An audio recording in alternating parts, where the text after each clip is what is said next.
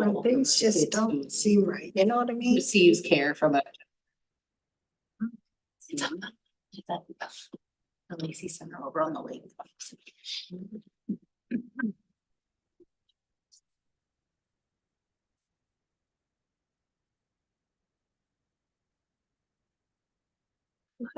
All right, in the absence of the chair and the vice chair, I'm Jen Burbidge, Director of Parks, Culture, and Recreation.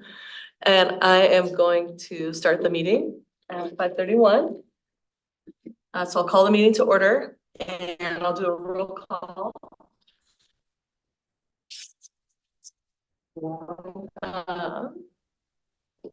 She's on the phone. So Rachel Murata. Oh, she's the one that's not here. Kathleen Cook here. James Eichner. Karen Eidecker here. Here. Philip Roybal. Sherry Wilkins here. Brooklyn McReynolds. I'm here. And we have our non-voting members, Wendy Goodwin Here. Jonathan Hedgewood, Here. Daphne Resnick, I'm here. Ruth Weigelt. She is here. Sorry. In transit. She's Laura Howard present. and Haley Ortega. Here. Okay. Great, and then we'll do quick staff introductions. Jenny, do you want to go? I'm Jenny Wilson. I'm Senior Parks Planner. Jamie Oakland, Parks Maintenance Supervisor. I'm Ashley Smith. I'm the Engineering Design Manager. Over here, we have Carter Gibson, Executive Assistant. We have Troy Wu, who is our Finance Director, in the meeting as well. Would anyone like to volunteer to read the land acknowledgement out loud? I can read. You have it there? Thank you. The Parks Improvement Funding Workgroup meets on the ancestral land of the tribal people, the Treaty of Medicine Creek, including the Squally Indian Tribe and Squaxin Island Tribe. We acknowledge and remember those tribal people not recognized today who were absorbed or relocated into other tribes for survival. We recognize the ancestors and their descendants who are still here. We recognize and respect the tribal people of the Treaty of Medicine Creek as the traditional stewards of this land since time immemorial, and their role today in taking care of these lands in perpetuity. We recognize and have the responsibility to call attention to the histories of dispossession, forced removal, and abridged treaty rights that allow our nation, state, and city to develop as they have today. We recommend the community members read the Medicine Creek Treaty of 1854. Okay, thank you. We're on to number 4, which is the approval of the agenda and minutes. With the agenda, what we're going to need to do is to have this board elect a chair for the evening, since we don't have the chair or the vice chair to run the meeting. And so I'm going to put that as 4C. And so I'm looking for a motion for approval of the agenda as amended. I can't say anything because Right. I'm a non-voting member. So Yep, I need the vote. I'm not gonna say a word. Okay, Oh, it might be Rachel. Okay. Well, I move that we we didn't approve have a the motion, agenda so- with the revision force. Yeah, and actually, We don't have to. we don't need to because our vice chair is just showed up here, so. Okay, well, We'll just a minute. I know. I'll second that. That's right.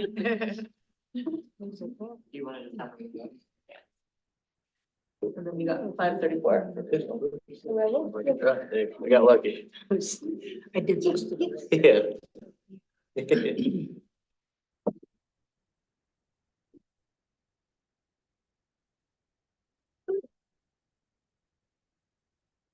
So waiting for a motion. Yep. All right, so we are on item 4A, to approve the agenda. Motion to approve the agenda. Second. All those in favor? Anyone opposed? All right, Oh, sorry, can we, who made the motion? I did, Oh. sure. Wilkins, Commissioner Wilkins. And we had a second from Ideker. Thank you. All right, the agenda is approved. Next item would be for B, approval of the meeting minutes from September 30th. And I can motion to approve those. I'll make a motion to approve the September 30th meeting minutes. Sherry Wilkins. Second. I second it. All right, all those in favor of approving the meeting minutes, say aye. Aye. Anyone opposed? All right, the minutes are approved. Next on our agenda is, we're on section 5, public comment. Do we have any public comment? We didn't receive any public comment and no, online. All right. Do you want me to read this? No. Okay. Nope. Oh, because there's no one here. Yep. Got it. All right, then we're moving on to item 6, which is our business items. So 6A is going to be our work group recap from our director, Jen. Great. Well, good evening, everyone. And as you know, we like to do a little recap at the beginning just to make sure we're all on the same page and cover our purpose and what we did in the last meetings. But first and foremost, thank you all again for serving on this work group. We really appreciate you. And we know that there is a lot of information to learn and process before we can really get into the meat of making priorities and recommendations. And we still are very much in the process of educating about all the information. So we appreciate your patience.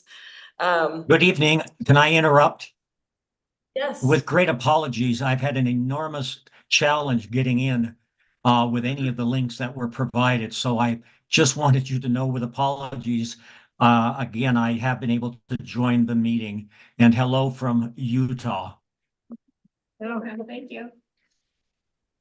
Yeah, thank you, Commissioner. And we're sorry that you had trouble getting in. Our apologies for that. So we'll mark you in here at the time that you arrived. All right, we were just getting our recap here. So as you know, the challenges we have is identified in the Lacey Parks Culture and Recreation Comprehensive Plan are maintaining current services. There's a lot of deferred maintenance. We've got aging infrastructure and a growing population. We know that we need to meet community needs, and therefore Lacey needs sustainable dedicated park funding. We had covered the expenses for the entire operation of the parks system, you know, facilities, programs, et cetera, and that's at $10.1 million. There are existing challenges keeping up with existing service levels at this rate. We know that the Parks Capital Improvement Program, or PCIP, identifies just over $81 million in projects and replacements, and that's just in the 6-year PCIP. It doesn't include many other deferred maintenance or critical items. We had talked about, and specifically at the last meeting, the 2024 budget and the revenues versus those expenditures. And although just under the $1.6 million is brought in with fees, program fees, sponsorships, and donations, most of Parks Culture and Recreation is subsidized. This means we can't rely on program vendor and rental fees to close the current gap in operating expenses. We've also discussed, we are not alone in that. It is very common for this type of service to be subsidized. And that's due to the tremendous benefits that Parks Culture and Recreation bring to a community. Oftentimes it's the reason that people decide to locate in a community, particularly ours. And also to keep, you know, programs affordable and accessible to the public. So how are we currently closing the gap? We went over that property taxes help close the gap. There's a public facilities district that closes the gap to the tune of $200,000 a year to the RAC. Lodging tax also goes towards the RAC, $188,000, $48,500 for the museum in the 2024 budget. And then a varying amount each year for special events come from LTAC or lodging tax. And then general fund, the general fund really is the rest of it. So in 2020, the Lacey City Council directed Lacey Parks to conduct extensive outreach and communication with the public in order to close communication gaps that might exist regarding priorities, and inform the 2023 to 2029 comprehensive plan update. So with guidance from a consultant and involvement from city staff, the Parks Board, and a special outreach team, Lacey Parks engaged in an extensive 2-year public outreach and engagement process during 2021 and 2022. And then in 2023, this plan was updated. One of the results of the comprehensive plan was the development of that PCIP that we've been looking at. This acts as the department's roadmap for capital projects. Top themes the community shared from the outreach include a public swimming pool, outdoor open space and preservation of that space, indoor recreation opportunities, expanded walking trails, and spray parks. Jenny provided an overview of the PCIP in our last meeting. And then we went on tour and looked at the projects on site, most of them. And then, so tonight, Jamie and I will be doing a deep dive along with Jenny for the PCIP. So all of the projects in the comp plan will require some sort of public funding and will require prioritization, which is of course what brings us together with this work group. We generally know what the community wants, and we need to see the projects through to the finish line with sustainable funding. And so the PIFU, or the Parks Improvement Funding Workgroup, purpose is to review parks expansion and replacement projects identified in the PCIP to analyze available funding options and make recommendations to the Lacey City Council. And that's, you know, as we've said before, that's such a mouthful. So we'll just kind of be a little bit repetitive here, but for this work group specifically, you all will be helping to identify sustainable funding for future parks improvements to balance our aging infrastructure and growing population. We're grateful to have community voices from a wide range of backgrounds and perspectives to help shape the future of Lacey Parks.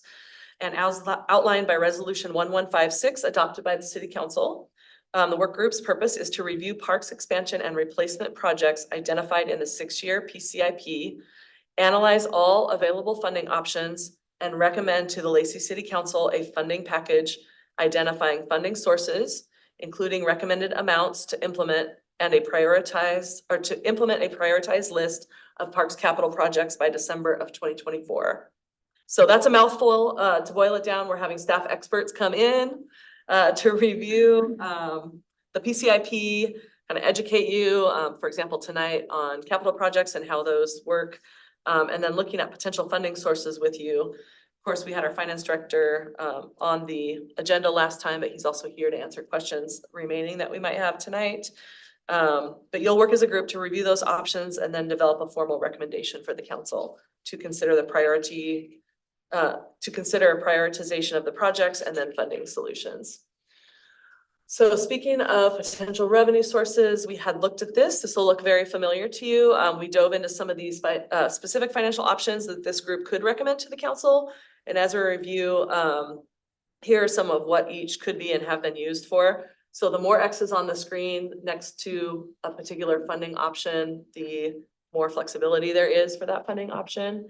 So just kind of to put it in a nutshell, the impact fees and the cultural access funding, the top one and the bottom one there, we had decided these may or may not be viable based on our discussion last time, that more research would likely need to be done on these two. And then a lot of them in between there, the sponsorships and donations, program vendor rental fees, the grants, and even lodging tax are unpredictable and unsustainable, although wonderful funding sources to make up that puzzle of how we fund parks, and that the general obligation bond cannot be used for maintenance and operation. This is what was used last, just as a reminder, the last Lacey Parks major investment, that's what was used. And then that the metropolitan park districts are the most versatile since they can be used for acquisition, development, and or maintenance and operations. And that public facilities districts are also versatile, but do require regional partnerships. Most of the fund types up here are subject to annual approval. The only one that's perpetual is the MPD. Sometimes a PFD can be, depending on the particular RCW that points to the rules and regulations. Let's see.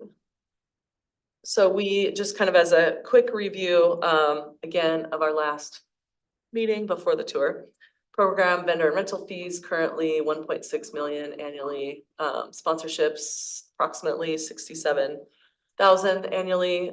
Grants and donations are highly variable and one-time in nature. Our finance director did share with us that the general fund is faced with a $2.6 million deficit for 2025 and is going to be making a recommendation to council on how to balance the budget here coming up shortly. Lodging tax generated 566 just and a half projected revenues for 2025.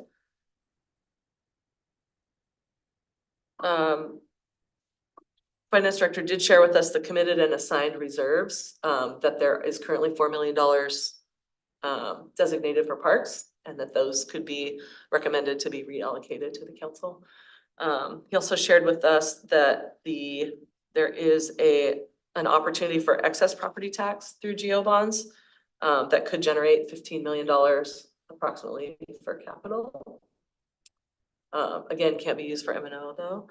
Public Facilities District is a voter approved property tax.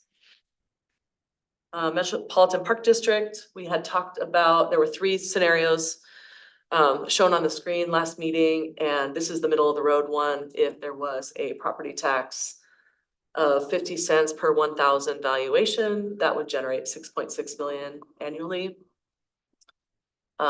We talked about, I alluded to this earlier, impact fees, we would need a study, and that the challenge is that we are reaching full build out in Lacey. And the cultural access program I just touched on earlier as well. That's a voter approved sales tax. And we would just need to do a little bit more research on what that funding could be used for, but it could generate $1.2 million annually.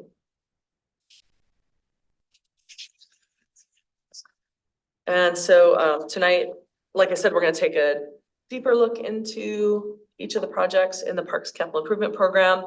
We're going to start out by learning more about the capital projects and design process, like I said, from our Public Works Engineering and Design Manager. And then we are excited to hear from many of you that attended the tour and want to share highlights. And just looking for initial questions. And if it's something that we're going to be covering in a future meeting, we'll probably put a pin in it, but just want to see if, yeah, Mark. Like you have an initial question. You call on me? Yes, Commissioner Brown. Sorry. Hey, just one quick question, and if you're going to cover it downstream, fine.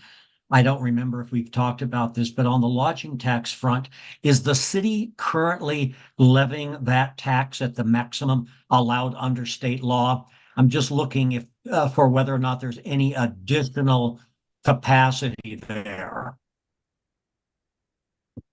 Yes, the city is levying the max of 4%. It's actually 2% levies. And the tax generates how much in total? It's about, Not for us, but I mean in total. we're projecting for 2025, 540,000. Did you hear that, Commissioner? Yes, thank you. Any other initial questions before we start diving in? Okay, thanks for your patience with the overview. Thanks for the overview. You're welcome. We'll move on to the next item, which is capital projects and design process with Ashley Smith, the engineering design manager.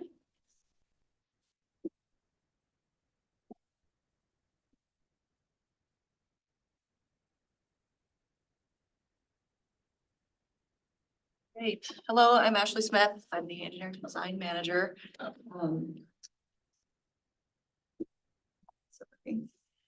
I manage a team of a few engineers here at Lacey that primarily serves as private project managers for capital projects related to facilities, parks, and some maintenance operations. So I'm going to give you a high level overview of kind of the process from an initial project idea to completion. And we're going to focus today mainly on this first phase initiation, which I understand will be a heavy role of this committee. All right. So the first major step when we have the idea for any project here at the city is to allocate that as a project on our work in progress board. And we have one of those for all utility projects, transportation, and parks and facilities.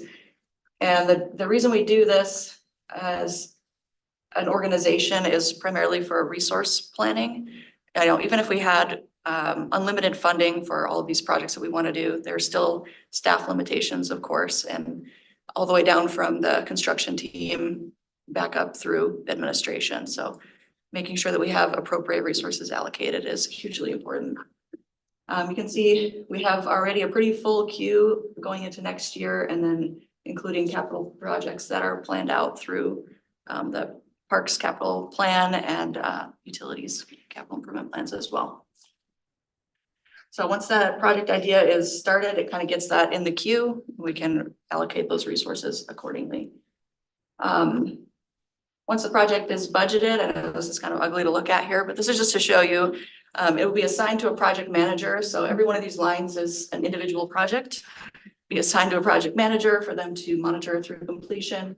And this is roughly a third of the list of projects that we have active currently, just to give you an idea of how full our capacity is right now. So the city budget runs on an annual cycle, as you're probably aware.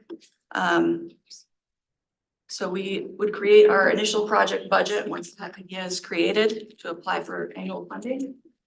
One important part to remember about that is that in addition to the cost of construction, there are what are called soft costs that have to be accounted for. And then depending on the scope, that can include hiring a design consultant, which is often required for projects like this. Staff overhead, so project management, survey, inspection, et cetera. As applicable, there could be land acquisition costs, permitting, inspections, special testing. FF&E is furniture, fixtures, and equipment, depending on the type of facility we're building. And then, of course, a contingency for any unknowns or construction costs or construction change orders, excuse me. So you can see a typical project that, could be $10 million to construct is actually more like a $14 million project. And so making sure we have that comprehensive number overall from the beginning is important. Okay, so once the budget is approved for the upcoming year for that particular project, it's been assigned a project manager. We kind of move into the next stage of execution here, which is planning. That would involve creating a project roadmap, which is kind of the strategy of how we're going to get from this funded project idea that we have all the way through construction and identifying any milestones that may apply to that. So you can see this spans over multiple years and addresses the major milestones that we need to hit to make the project successful. In addition to our overall project budget, because we run on an annual basis, we need to project out year by year what we anticipate to spend on each of those individual line items and then track that as the project progresses. This is a breakout from that really ugly schedule that you saw towards the beginning, which includes more detailed project tasks assigned to that project manager and all those individual milestones that they need to meet. And then breaking it down a step further, this is an example of one that had a design consultant on board. We'd be tracking those on a daily, monthly, weekly basis for those individual tasks as well. And then kind of from the 10,000 foot view, the cards that are listed here, the content aren't really important. This is just to give you an idea of these are all active projects that the city is managing currently with each respective project manager all the way through design and into construction. This is kind of a general status overview. So I'm only going to touch on two of the major project risks tonight, which in my opinion, are project killers if they get out of control. So really briefly looking at scope creep. When we initially set that project budget and define what the project is going to entail, if that's not carefully managed throughout construction, it can completely derail the project and kill it. So creating a charter early on and clearly defining what that scope is going to be, will be a driver of success or not. And then similarly with budget, it's a little bit covered here, but including a conservative cost estimate from the beginning that captures all of those soft costs in addition to construction, and then accounting for contingencies. If we run into a scenario where that's not accounted for, that will stop a project completely. Okay, and then really briefly, execution is literally the construction phase. Important things to consider here are steps that are kind of behind the scenes from a public viewpoint, advertising, contracting, bidding, awarding all the contract to whoever's selected, et cetera. I wanted to briefly mention that we have new regulations that apply to public works contracting.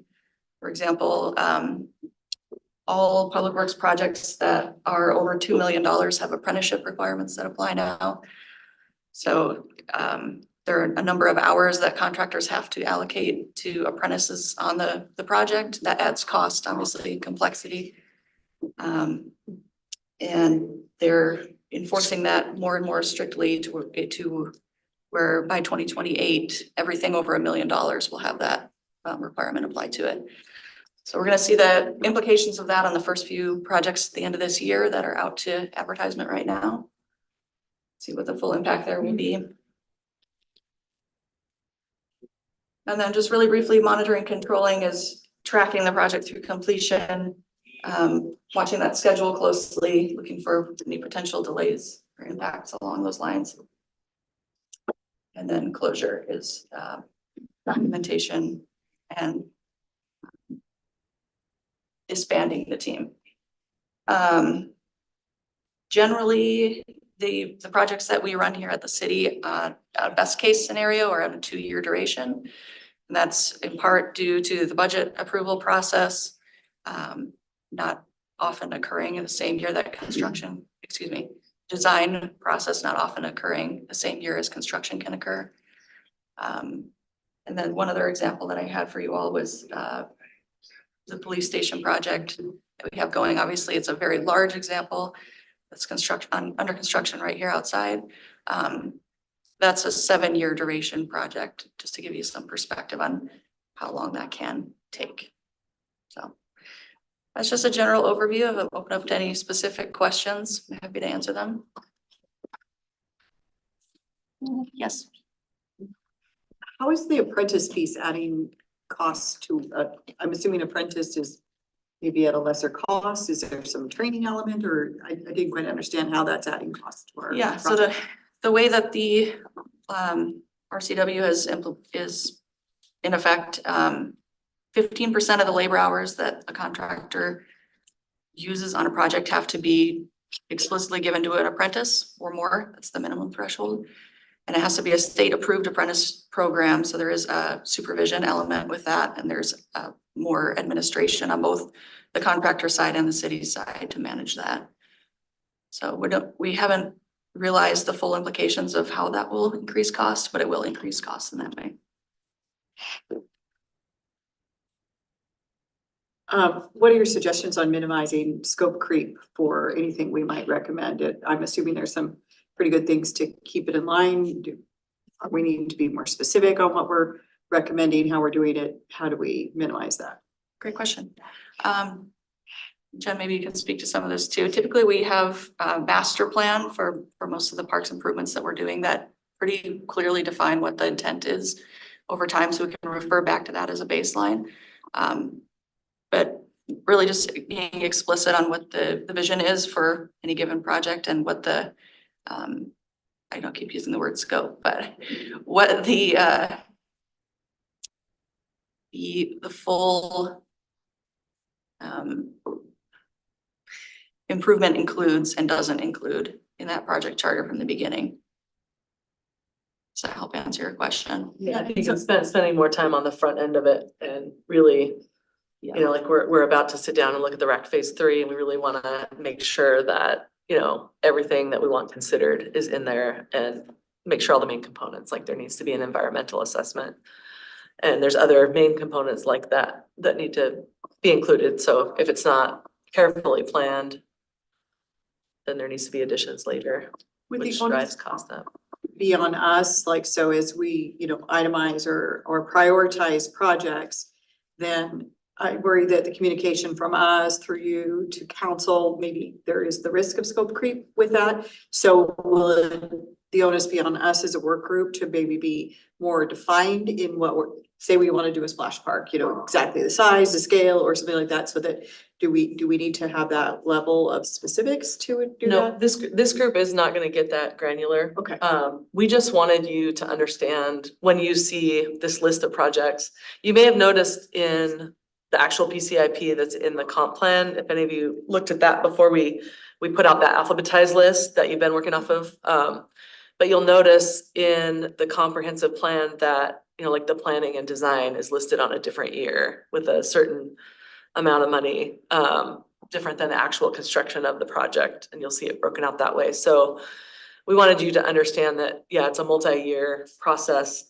When you see this list of projects on a page, just to kind of have that understanding that there's more to it than just you want to install a spray park in 2028. Well, there might be a little more to that. But your job will be prioritizing and looking at recommendations for funding options. You'll handle that part for us. Teamwork. But good questions, yeah. I'm the scope creep king. So if you notice, Ashley smiled and looked at me when she was referring to a scope creep. No, but the truth of the matter is, when we develop these plans, they get circulated for review by everybody. And there's so many open doors that people, myself included, have, oh, this would be a good idea. And one simple thing of like the addition of a fence. It seems like a really simple idea until you factor in all of the logistics that go into that. And all of a sudden, what was a really close budgeted project now just gets away so quickly. And so it's a great thing that they circulate plans so that we can review them, since we're gonna be the ones to maintain them. But there's just so many details that could possibly get included, and you always have to have this balance between, is this the right time to do this? And so unfortunately for Ashley, their team has to do a lot of that discernment, because there's an abundance of ideas that everybody wants to accomplish, right? And an abundance of opinions, and it's their job to kind of navigate through that. So I know you don't think I'm the actual scope creep, but that's what we do a lot in maintenance, is like we kind of muddy those waters a lot. For the budget creep piece, budget wise, the inflation that's taken into account, does that look at the future and then like the wear and tear of anything that we would look at into the future during planning? Or monitoring and controlling, at what point is that taking place? What do you mean the wear and tear? I think you put in a playground and you spend $500,000 on the piece of equipment. Is there budgeting for the replacement of that to take into consideration? Not for capital improvements like that. We forecast out when we create our budget, what is accounting for inflation up to the midpoint of construction. So if it's 5 years out, we'll add inflation for 5 years to that project budget. So can get us through construction, but no, it doesn't account for the wear and tear and maintenance after that. That's a separate. That's more our area, and we're getting better with that piece. We're having an assessment done, should be ready sometime this fall. And then you've seen a lot of the replacement, obviously, Jamie's gonna go into it tonight, of what the replacement costs are for some of the equipment we've already installed. Does anyone online have questions?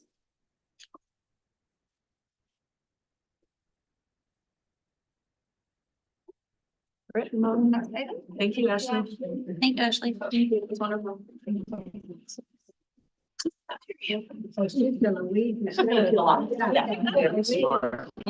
I was like, I'm slim. It's not her first meeting. I do have that mouth. She's well aware of that. That's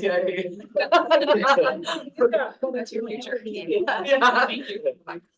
Yeah. So, Yeah. All right, so next on our agenda is item 6C, Parks Tour highlights. Those of us who went on the tour last week, it was really fabulous. If anyone wants to share information with those who weren't able to make it? See that they learned from it, highlights. I learned about a new park. Now, mind you, I've lived here over 50 years and I drive by that park all the time, that little one, undeveloped one. And yes, and so it's like, so then that prompted me to think, okay, the next time I drove down college, oh, there is a sign that goes to Brooks Park.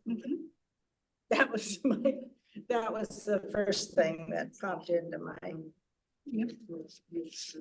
Yeah, so for the rest of the group, that you're talking about Brooks Park, which is off of, is it really off of College? College. Okay, yeah, it's just like off of, there's no sign or anything, you just turn off the. No, there is a sign. Is there? Okay. Yeah, that's what I said. Shows how The next closely are time I went down the street, I'm like, oh, yeah, there is a sign that says a park's down there. Depending on where the venue were, Store, you'll and see. then right behind it, there's a little Right brown there. sign that says Brooks Park, and there's a long, like an alleyway, and you can drive down to it, so it is hidden. It's a hidden little gem. Yeah, pretty shaded with big trees. Anyway. Very sad to miss the tour, I'm sorry. Are there apartments down there? Down at the end? It's There's houses it's around it. housing around, and then, yeah, some open trails that kind of go into the community. Kind of a neighborhood pocket / community park. It's an interesting setting. Marcus, maybe?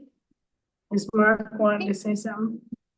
Well, no, but I will never turn down an opportunity. I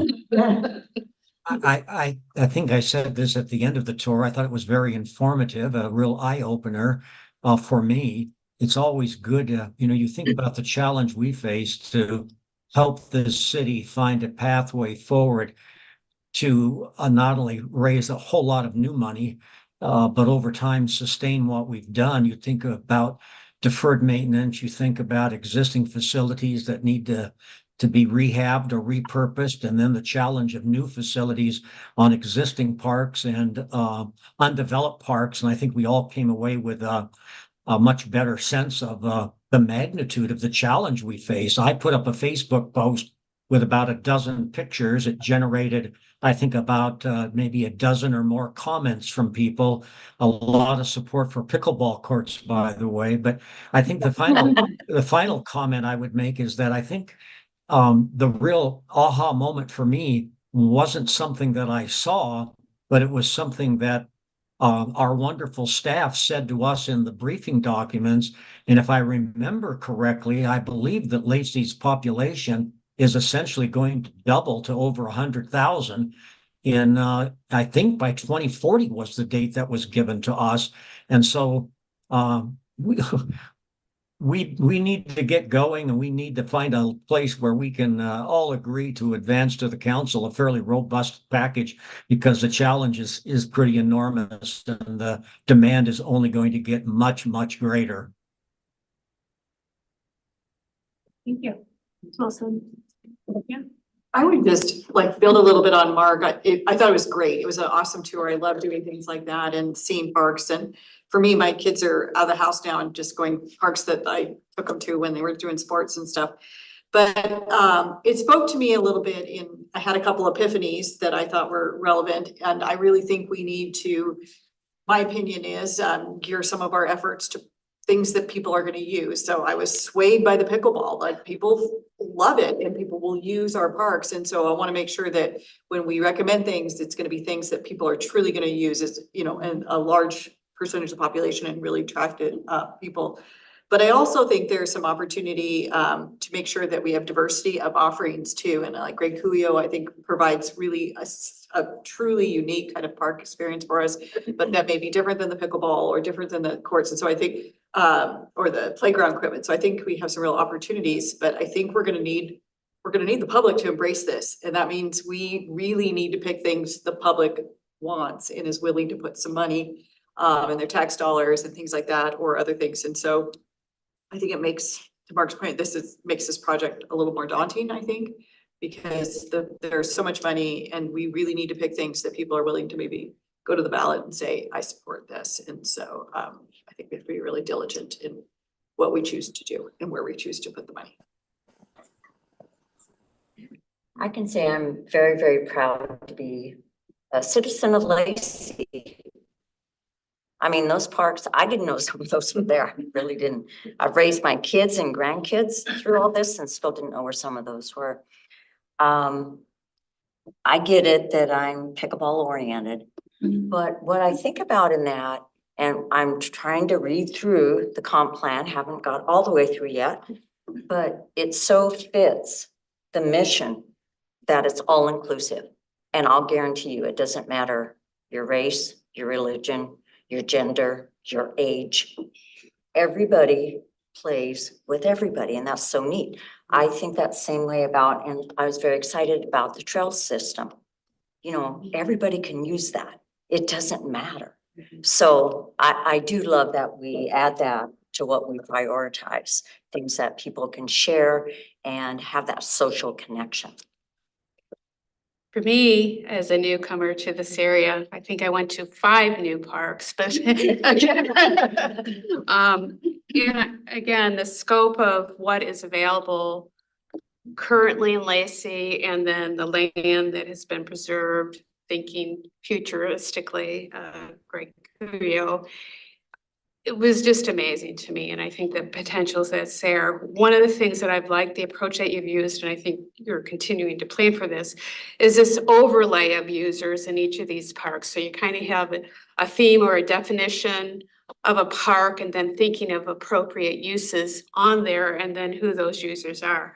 So as an example, myself, I really didn't spend much time at the rack until this year, because I had a total knee replacement. So I was able to use that nice paved area at the rack on a daily basis and get back walking again. And it just became, you know, my whole focus. And I really then looked at it very differently once you have a disability, right? On how accessible it really is. I know every curb cut and where, you know, how the parking is set up, and it does, it changes your perspective. And I saw that in your other parks as well, that you're thinking about those accessibilities, whether it's strollers or wheelchairs, and continuing with that. And the fact that, you know, the grandparents can come and have an appropriate place for themselves at the rack while they watch their kids. And it's not hard to get to it, because, you know, I had to go see one of my little friends play softball, and figuring out, you know, again, with the knee, how to get even to her field was a big challenge, right? Carrying all your stuff. It was like all I could do to get there. And so thinking about all those things for any of those users, and I see you doing that. And so I want us to continue to do that with, you know, the new fields, the phase 3 development that you have at for the rack, whether you do I learned a new thing. What is it? Bump track. Oh, the bump track. Bump track. The bump That was track, the yeah. new- And we'll talk about that. But I think as we finish out some of these parks, again, overlay that accessibility piece with them. That's my final comment. No. I think I'm impressed with how much build there is out in the UGA. Yeah. There are a lot of large businesses that are out there. And I would like partnerships with some of them. I would like to see their names and highlighted in sponsorships or things to help them feel more included in what we do in our community.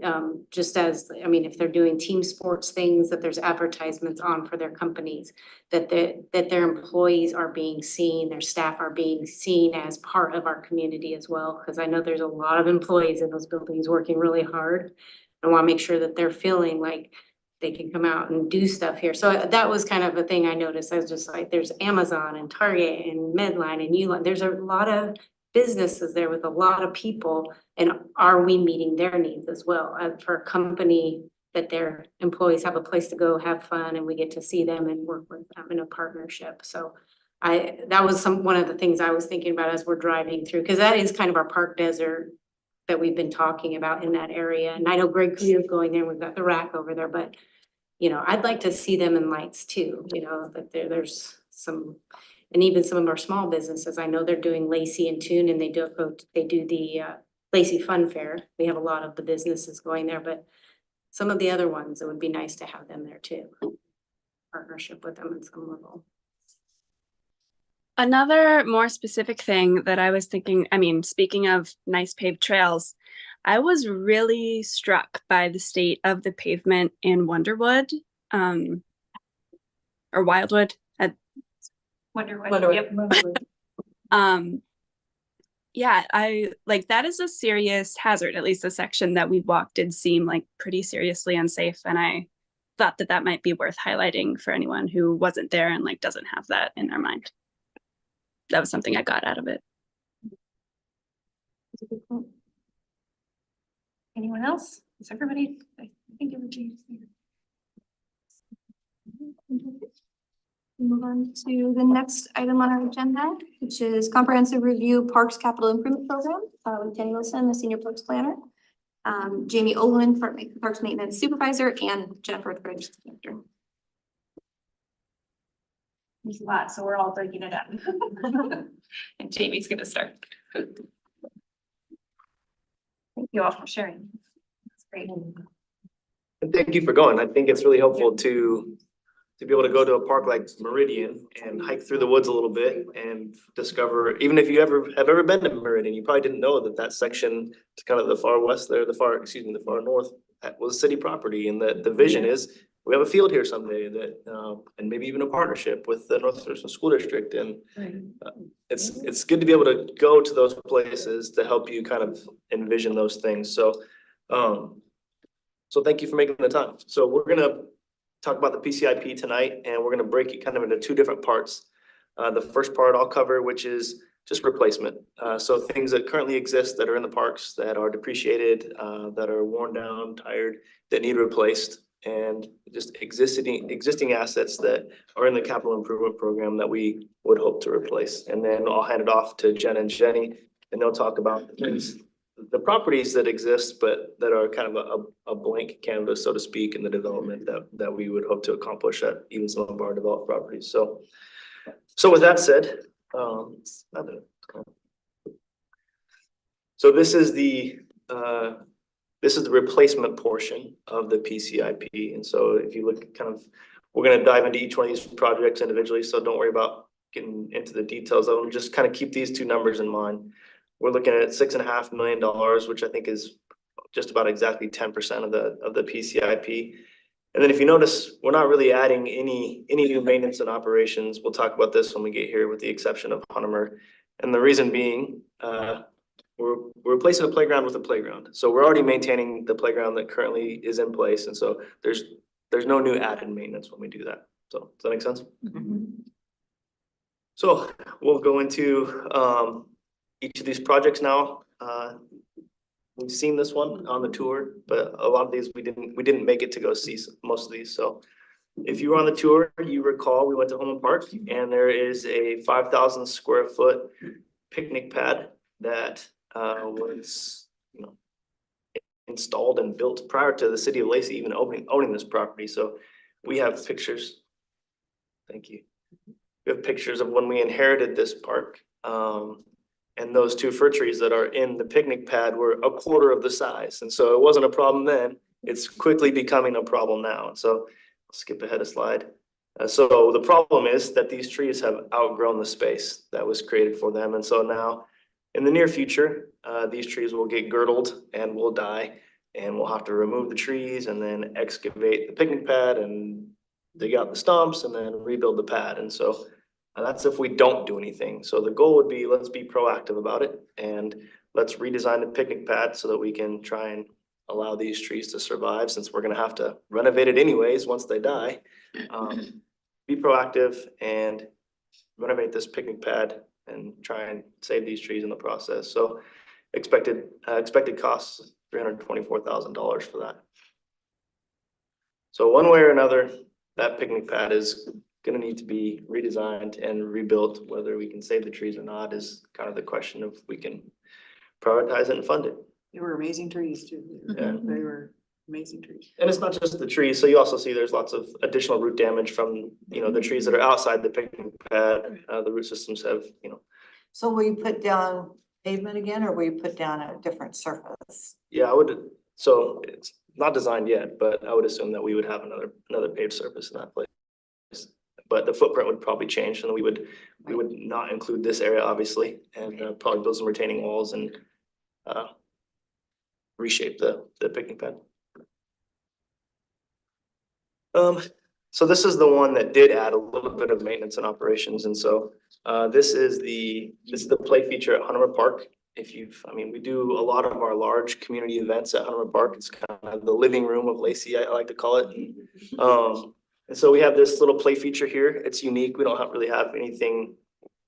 Most of our play toys in our parks are actually play toys, and so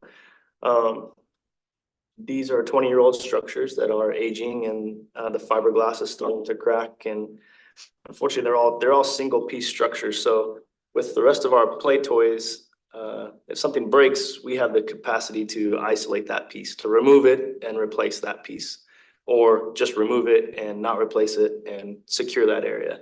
We don't have that option with these toys since they are single piece, and so at some point, once they reach the point of failure, or they have vandalism or significant damage to them, and we can't repair it, they have to go. And so they're showing their age, and so question is what to do next. And so we also have a project to work with community economic development to add park amenities to kind of this new vision that we're having for the Lacey Midtown district. And so in 2018, the Lacey Midtown branding strategy was developed to guide the accomplishment of the previously defined strategic goals.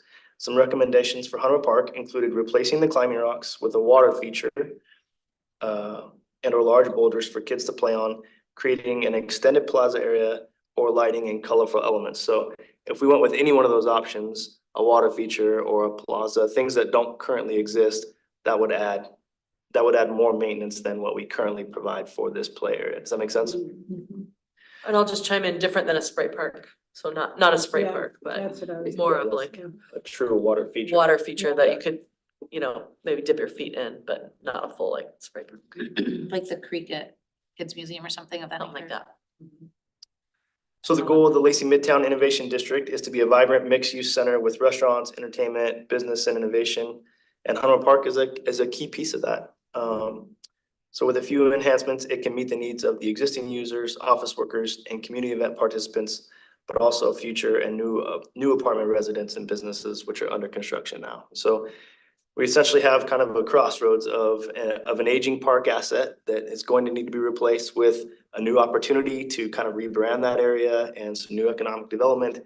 And when those things come together, we have a good chance to do a good thing for the park. And so Is there anything else that needs to be done in Hunter? the sidewalks are going to need replaced also. There's pretty significant sidewalk cracking that okay, maybe I'll speak to that now. So we talked about $6.5 million of deferred maintenance capital replacement projects. And so if you remember from 2 meetings ago before Troy came, when I was last here, we talked about kind of the timeline of play toy replacements. And if you kind of remember that slide, 3/4 of our play toys are going to need replaced between 2030 and 2036 because we had this explosion of park development between 2003 and 2009. And so you can expect that the next PCIP is going to have significantly more capital replacement costs than this PCIP because we haven't tipped that scale just yet in most of our parks, where most of our parks are still young enough, new enough that those capital assets haven't fully depreciated yet. But there is a tidal wave coming after 2030 where you'll start to see, the list of parks grow significantly, but also the assets within those parks will grow significantly. So Hunter Park is one of those parks that we inherited. I think it was constructed early 80s. And so those sidewalks are significantly older than most of our parks. Good question. So it's hard to tell. Most of the damage currently, there's no scale on them. These are usually 2 inch by 1 inch, like cracks in the asphalt, so, or asphalt, excuse me. Okay, next point, speaking of asphalt.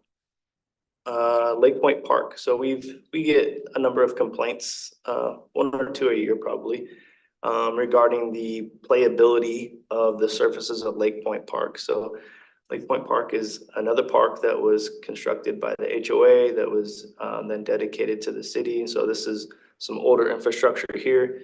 And there's a lot of seams in the asphalt. And so we do our best to work with transportation and to mitigate the seams as best as we can. But if a ball lands on this, a lot of times it's not going to bounce very true. And so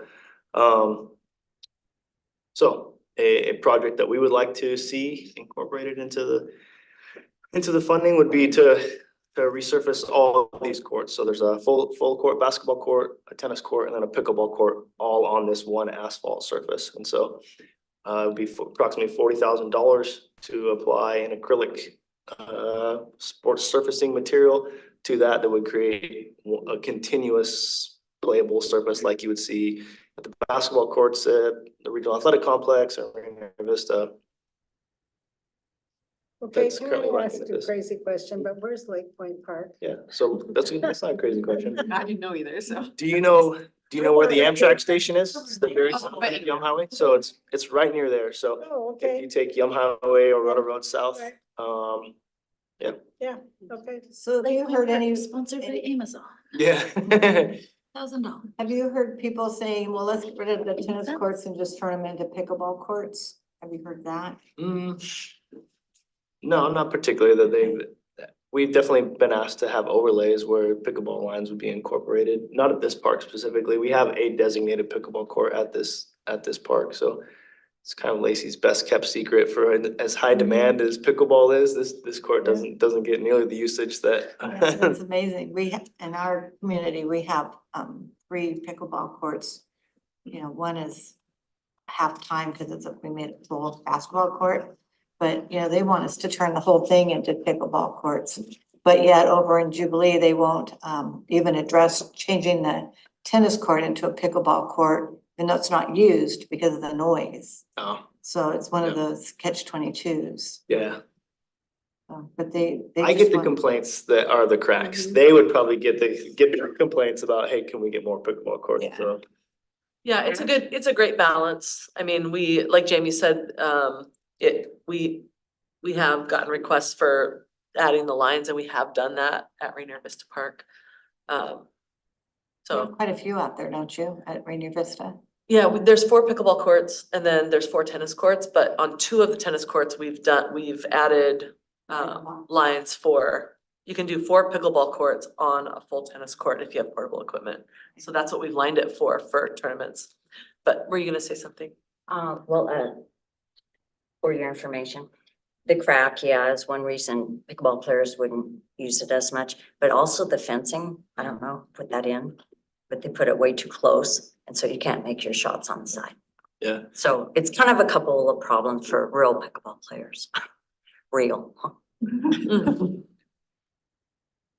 So here's a couple more of the seams. Was there another question? Yeah, Thank you. I don't know if you know this, but if we were to replace that surface, do you know how long that would last before needing to be replaced again? The acrylic surfacing you're referencing? Yeah, Yeah, we hopefully replace that every 8 or 9 years. okay. We're having it just like turf. Yeah, yeah. Our next project is Thornberry Park. So Thornberry Park is right near Lake Point Park in the kind of southeast corner of Lacey. We have a play structure here that was installed in 1997, and we currently have 2 play toys that we're working on replacing at Bush that are our oldest play toys that were installed in 1995. 2 play toys in 1 play area. And so after that, this would be our next oldest play structure. And so this is one that, you know, just 2 weeks ago, we removed, just like the example I was referring to, when a part gets broken it's obviously long past warranty. They're no longer making repair parts for this structure. And so this is a toy that, you know, when something gets broken, part of it gets removed. And so we had to do that 3 weeks ago for this specific toy. You mentioned that on a couple of the play structures. Is there any way to make them, and this is my ignorance in construction language, but less, you know, modular parts and more just regular kind of construction such that, you know, parts availability and other things wouldn't be quite the issue for maintenance and such? And I get you can't like make a slide out of wood kind of thing, but something that, you know, I'm sure your crew is very handy and such. So if they were like just maybe more wood and Sure. screws and drills and things like that, they would be more repairable, Sure. more, I don't know. Does that make any sense? It does make sense. So balance that with the liability side of things also, in Okay. that just because we can. ADA accessibility, huge. And so I would say that there's a reason and a purpose that the play companies that we purchase these play structures through, they manufacture them in exactly this way so that they are modular, so that you can take parts off and replace them as needed. And so but just like any company, it's not gonna be very economically viable for them to continue to produce and manufacture parts for a play toy that there's only a few still in existence, right? And so I think that's why it's important to have a depreciation program where we're really proactive about, you know, scheduling out the life cycle of our play structures, and that as they age, we're really intentional about, and we'll talk about this when we get to the rack, you know, minimizing our repair time and repair costs before we do a really expensive replacement. So. Go ahead. I just have one other question. Go ahead. What about making that 4 pieces instead of, you know, one huge piece, so that if one part breaks, then we just pull out one piece? This is just like gonna be a constant recurring maintenance issue as these age. And so I'm just wondering if there's another way to approach cost wise in this, but. So if this was like 5 different separate pieces Sure. that kids ran between, then Yeah. one breaks, it's just gone. We'll put a new one that doesn't have to coordinate with all of the other pieces kind of thing. I don't know. I don't, yeah, you have a great There's- answer on that one. Well, there's all Yeah, different types of playgrounds. Yeah. Yeah, yes, there are. I'm sure it's all just my ignorance of my questions, and so I'm sorry, but. Yeah, no, there are some like that. So, I mean, I think it's a good consideration. I think it's probably good to have different types in your system, in your park system. So, and we do have some at the rack. You'll see pictures that have separate pieces that we have actually removed. so I'll add that the reason that most play structures are designed this way is that you have safety standards that go along with each of these. And so not only, so you look at this and you just consider, hey, here's a slide that is for use. Well, when you design the installation of this slide, you have to factor in that a kid can climb up here and then fall off of there.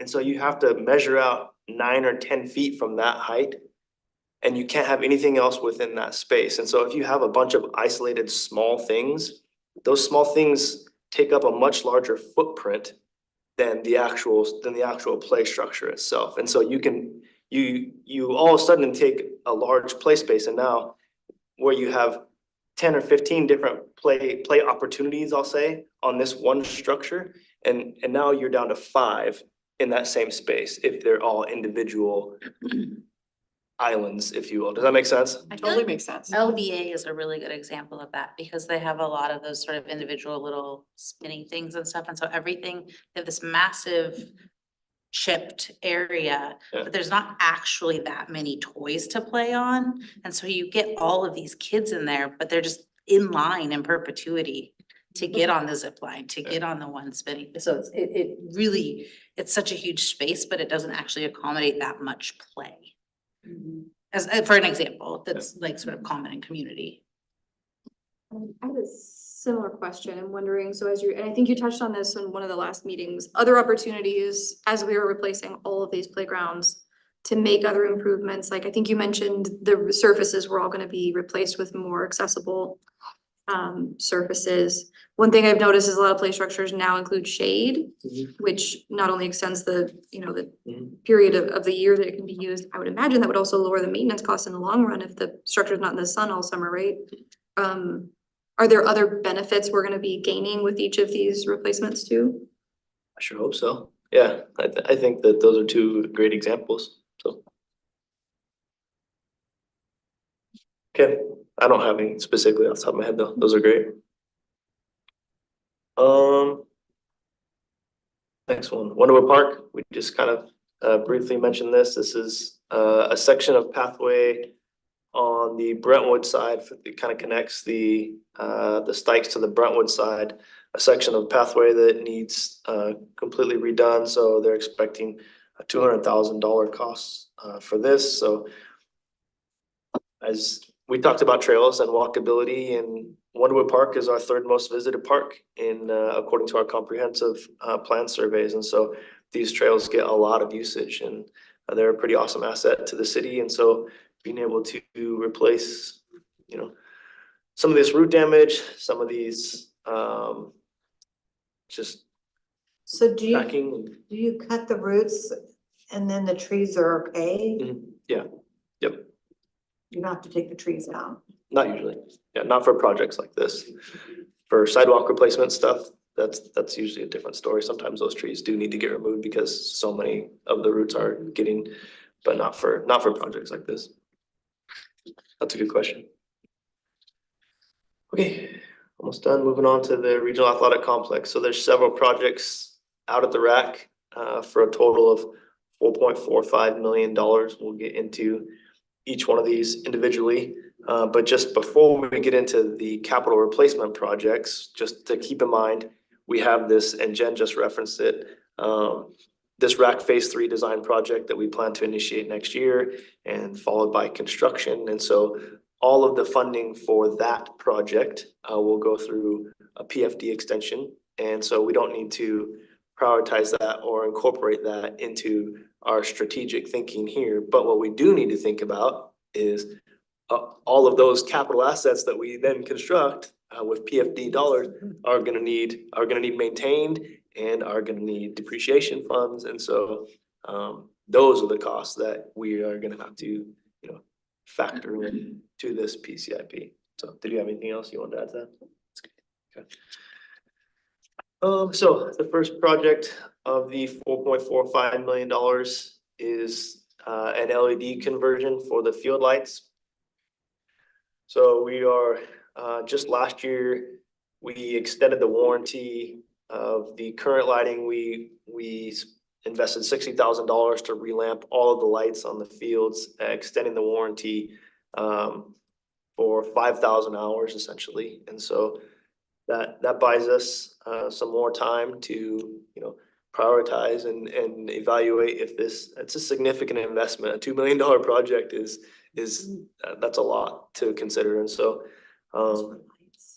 just for lights, right? But the intent is that, go ahead, yeah. I was gonna say, what's the cost saving in running LEDs versus, I'm assuming these are some sort of fluorescent bulb? Yeah, so we would expect to save $60,000 or $70,000 a year, and so it would pay for itself within 18 years, and that's what we're currently projecting. So it definitely is a hard pill to swallow up front, but in the long run, it makes a lot of financial sense. So And better for the environment. yep.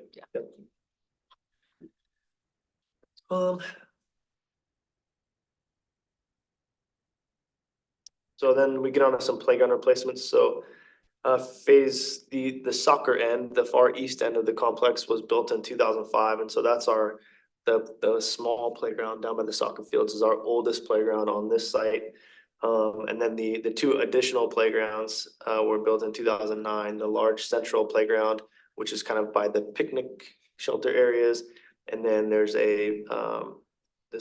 sorry, we have another slide.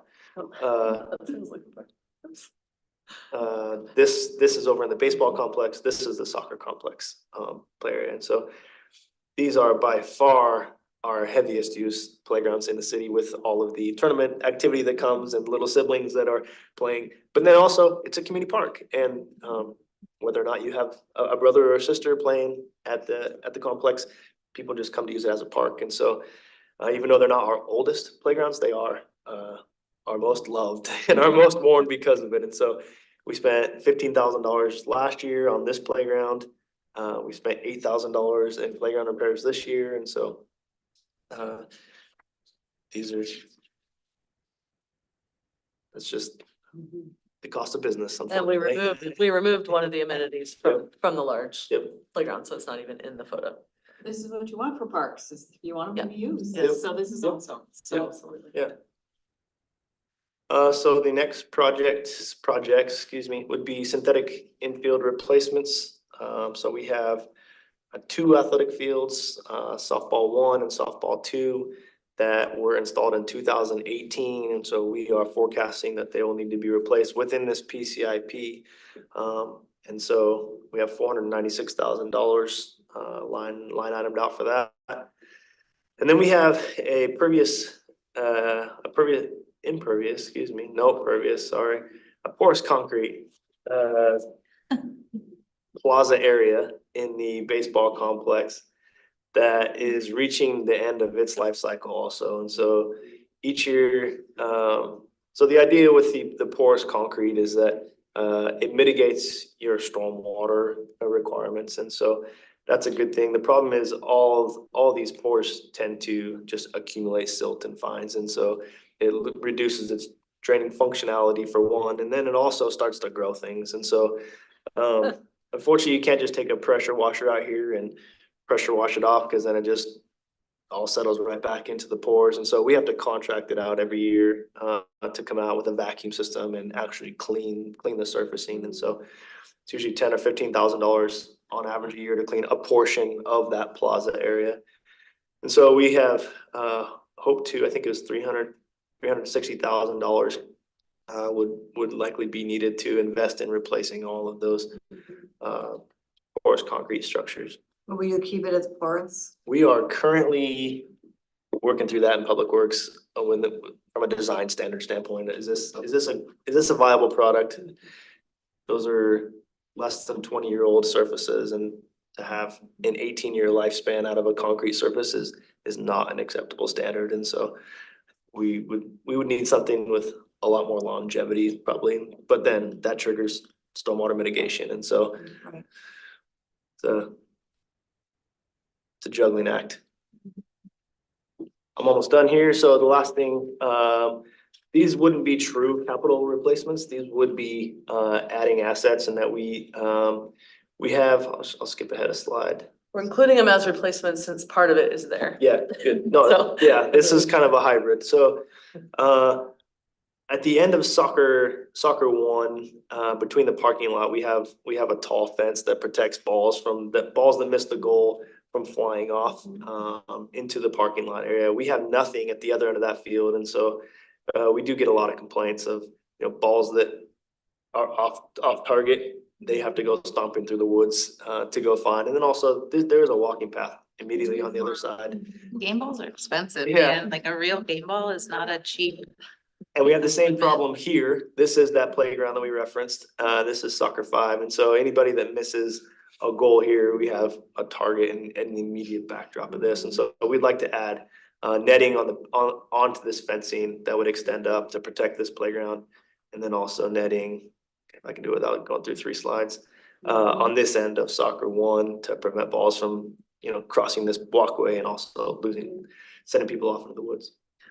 Is that netting on that right picture, or you're not doing something quite as major as that, correct? Correct. Well, that is the plan, would be netting. This is chain link fencing currently. That would be 2 different ways to achieve the same result. Gotcha. So it's probably whatever would be the most cost effective, which is like Is there- the netting.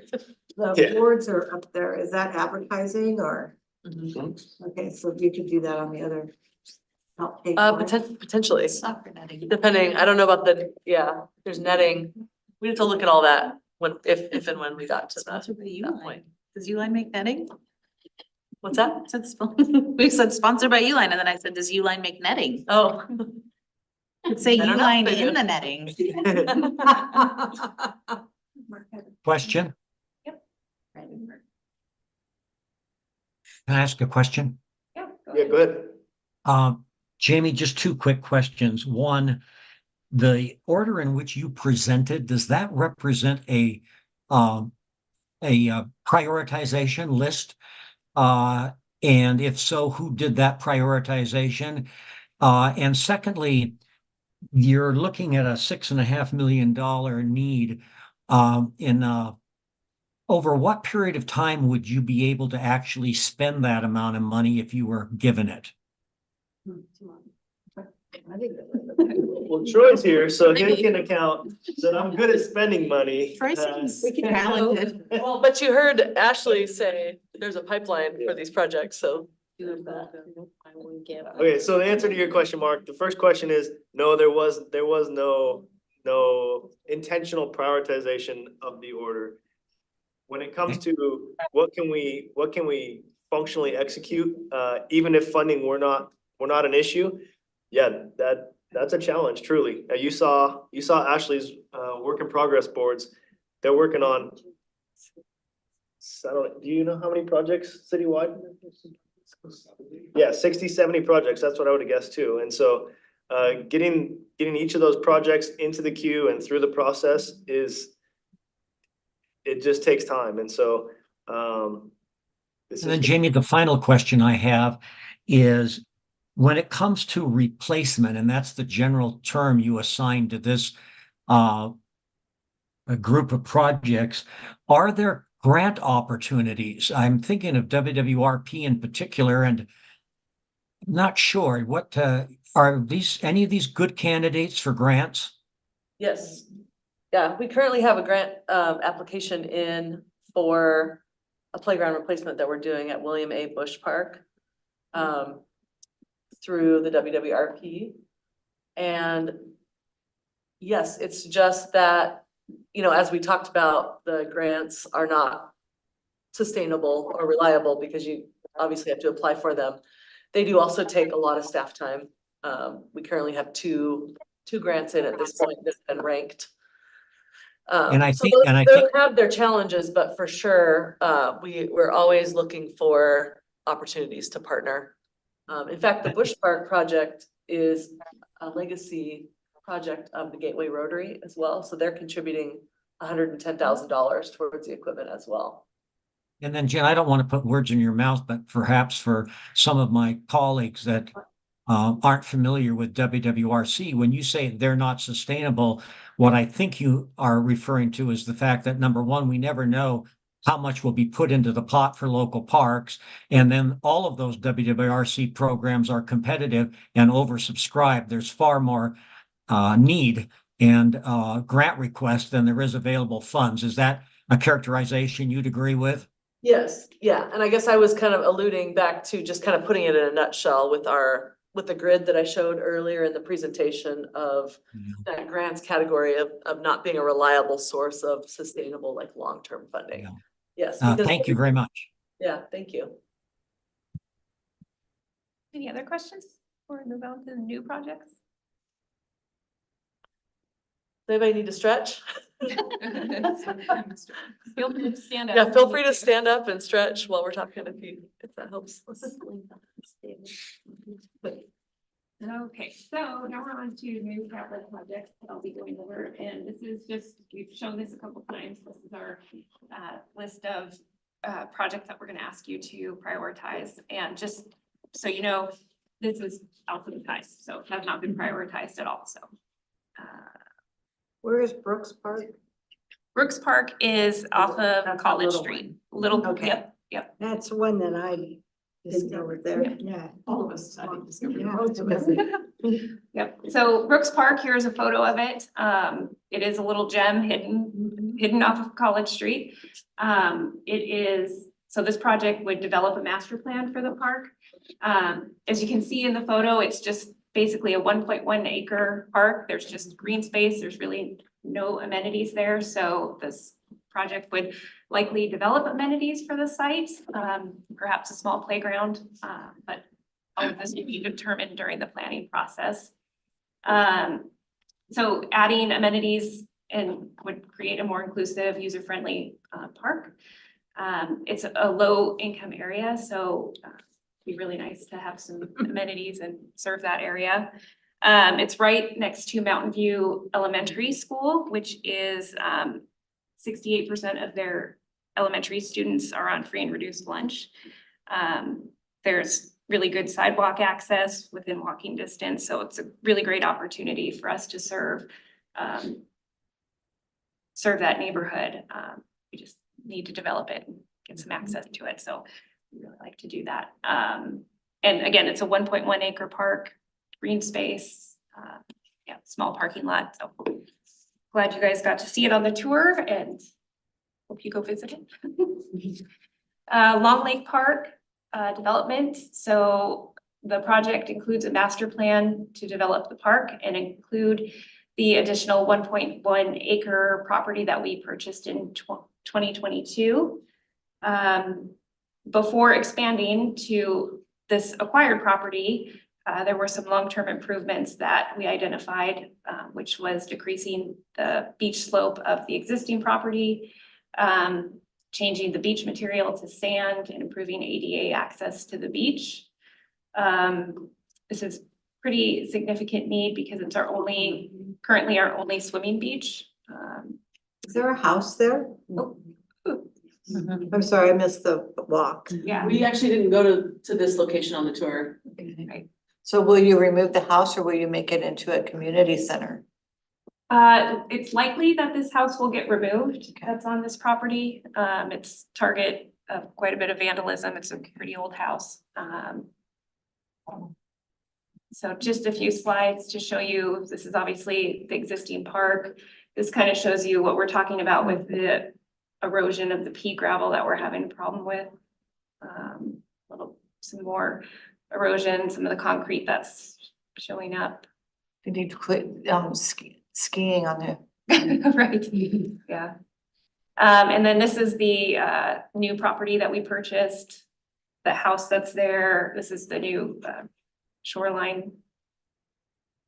And then this is just a rendering that we had done several years ago before we purchased the new property, showing some options, the new possibility of an accessible path down to the water, expanded beachfront, picnic shelters, so. Probably seasonally, but this is a pretty popular park, isn't it? Where does this one rank as far as popularity? We have, what did we say, Jenny? In the peak of the summer, there's about 500 people on average per day. Yeah. Very crowded during the summer. Yeah. Does it get access or do people use it much non-summer? There's sport courts and things towards the back, right? Or there's Yeah, some like, volleyball yeah, court. there's some sort of. There's a volleyball court, and then there's a trail that goes kind of from by the volleyball court that goes to the Carpenter Road. It's definitely peak uses in the summer, but there's a lot of people that go down there and walk their dogs. And because it is close to the Fish and Wildlife boat launch, there's a lot of people that walk over too. Meridian Campus North Park, this would plan and develop the 5 acre parcel located in North Lacey. It's completely undeveloped at this time. It's located within the Meridian Campus neighborhood park or neighborhood. There's, a lot of dense community of single family homes. There's, this is really a need in this area because there's just very limited opportunities in North Lacey. Obviously, we're going to develop Grand Cuyo Park, but still. There's also a trail that runs behind all the big buildings. I'm pretty sure you guys maintain it. It's on 41st. We don't maintain that, but I know the trail you're talking about. That's a really nice trail. Which golf course is that, or is around it? Oh. Yeah, the Lincoln Woodlands, yeah. Yeah. And then here's the original concept plan for the site, small playground, picnic shelter, but an updated plan and design work would be part of the project. And then Meridian Neighborhood Park, this was one of the sites that we went on during the tour. So this is obviously open space for possible sports fields. This is North Thurston Public Schools property and the existing amenities that we have at the site. So this is a really popular park. It's one of the only parks in North Lacey that has amenities, playground, restrooms, picnic shelter. So the possibilities include sports field, skate feature, pump track, possible outdoor pickleball courts. Again, just not a lot of recreation opportunities in North Lacey. So where, is that just a small park right now? Is it off of a Meridian and like Campus? Right on This is. Campus Glen, I have like a fence around it. it's like 26 acres, I believe, but only 3 or 4 of it is actually developed. Okay, okay. So this is obviously the school district property, and the original concept was to develop another sports field together. So there's a lot of higher than can be accommodated requests for user groups for sports fields. So that's a significant need. So our most immediate needs are 4 full-size multi-use sports fields, so soccer, lacrosse, football, and 4 baseball fields that can be used by both youth and adults. So this is that field standing in front of it. And then there is a pad right to the side that has been undeveloped, and that could be, I think the original concept was it could be a small skate park. This is the original rendering of the master plan for the park that would need some updates if we did move forward with developing it. Does that design include the Northwestern property? No, the property line is right here. Oh, okay. So I think I asked a question on this, but just for clarity, our lighted like LED parks are gonna be maybe limited just to like the rack, and these will just be daylight use when we're talking any like of these fields or even the courts, tennis and courts, those are all gonna be just non-lighted, you're out after dark kind of parks versus just the rack will be the one. Well, so with the master plan needing update, like Jenny said, that would be a chance to engage with the public and particularly people that live around the park. What about teams that rent lighting? What's that? Like, what about, how many teams anymore rent lighting to light parks after dark? Oh, Is that like- rent lighting? Oh, We did that when I was in school and playing soccer year round. We rented like the big lights to light the parks because it got dark at 4:30 and we had high school yeah. practice and then club practice and whatever. And so we lit the parks ourselves. Oh, we don't have light rentals on our properties. But I think it's something that should be seriously considered. There, a lot of the lights now don't have a lot of light pollution. Yeah. And so with technology, but I think we talked about with this group before, just the advantages of having turf and lights is that you can, the drainage is so good and the surfacing is so good, you can use them year round like we do in the baseball fields at the rack. And with the lights, you can schedule more use on the fields. Okay, now we're moving to Rainier Vista Park. So pickleball, we probably be adding 4 pickleball courts and 2 outdoor table tennis. That's one project. Also safety netting. And then a second project is replacing the playground. So just to note that the playground replacement is part of the replacement project list. However, just for organization, it made sense to include it all in the Rainier Vista Park project. So obviously we've all talked about pickleball is really popular, increases outdoor physical activity, better health. There's often long wait times on the existing 4 courts. The playground at Rainier Vista is over 21 years old, it's out of warranty and just in general needs to be replaced. So to Mark's point earlier, for this project, the pickleball and table tennis project, we applied for a $500,000 state RCO grant for the project. We ranked 17th out of 64 total projects in the local parks category. So applying, presenting to the funding committee and completing all the grant follow-up reimbursement requirements is time consuming, which obviously if we get $500,000, totally worth it. but they're reimbursements style grants, so we need to have the funds in hand before applying. And it's really dependent on legislative funding, so we don't know yet if the legislative funding will go far enough to cover our project. So this is a perfect example of how grants can be an unpredictable funding source, but obviously very, very helpful when they do come through. How old is the surface on the tennis courts? Well, they appear to be in need of repair. 15, I think, yeah, 2015, I believe, Okay, and what's the projected life? 8 or 9 years. Okay, so we're at the point where, Yeah, so that's one that would get, we update the PCIP every year as we go through our budget process. Mhm. So that's one that'll get added. We've got it on our radar to add. great. It's just not on the current one that you all are. Because one thing I think of is like we host the Washington State Senior Games, which brings in a lot of people. And that's not just from Washington State. So at some point, the competition may take it over if we don't have the good courts. Yeah, on the grants, so I think they seem like a nice, easy option for us, just, kind of sitting back, trying to assist in this group.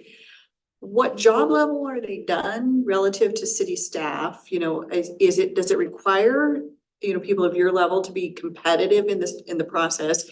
Is it, I don't mean to diminish the process, but is it something an intern could do, something with good training or good supervision?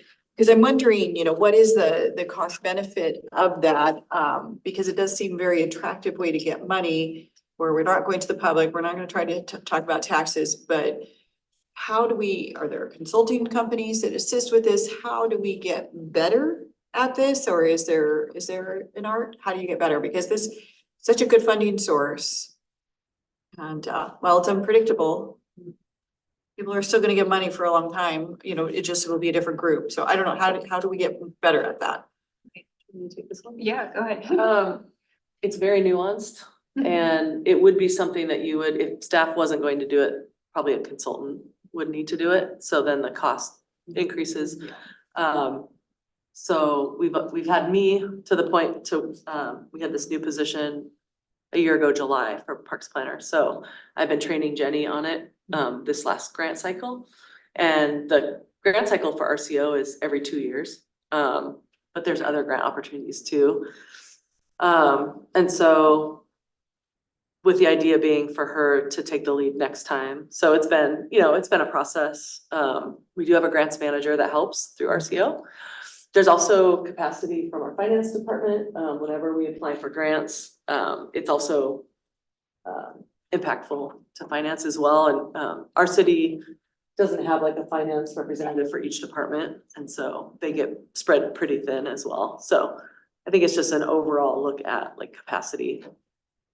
So, and we could hire a consultant to help, but you're also managing that consultant as well. It's not as easy as just hiring a consultant. Yeah, I would assume it's very competitive. Everybody wants free money, right? So. Yeah, it's super competitive. Yeah. For this one, we ranked 17 out of 64. Which is great, but In just local parks. only number one gets it, right? No, they'll put out a ranked list and Okay, depending on how much money, they'll fund down to that.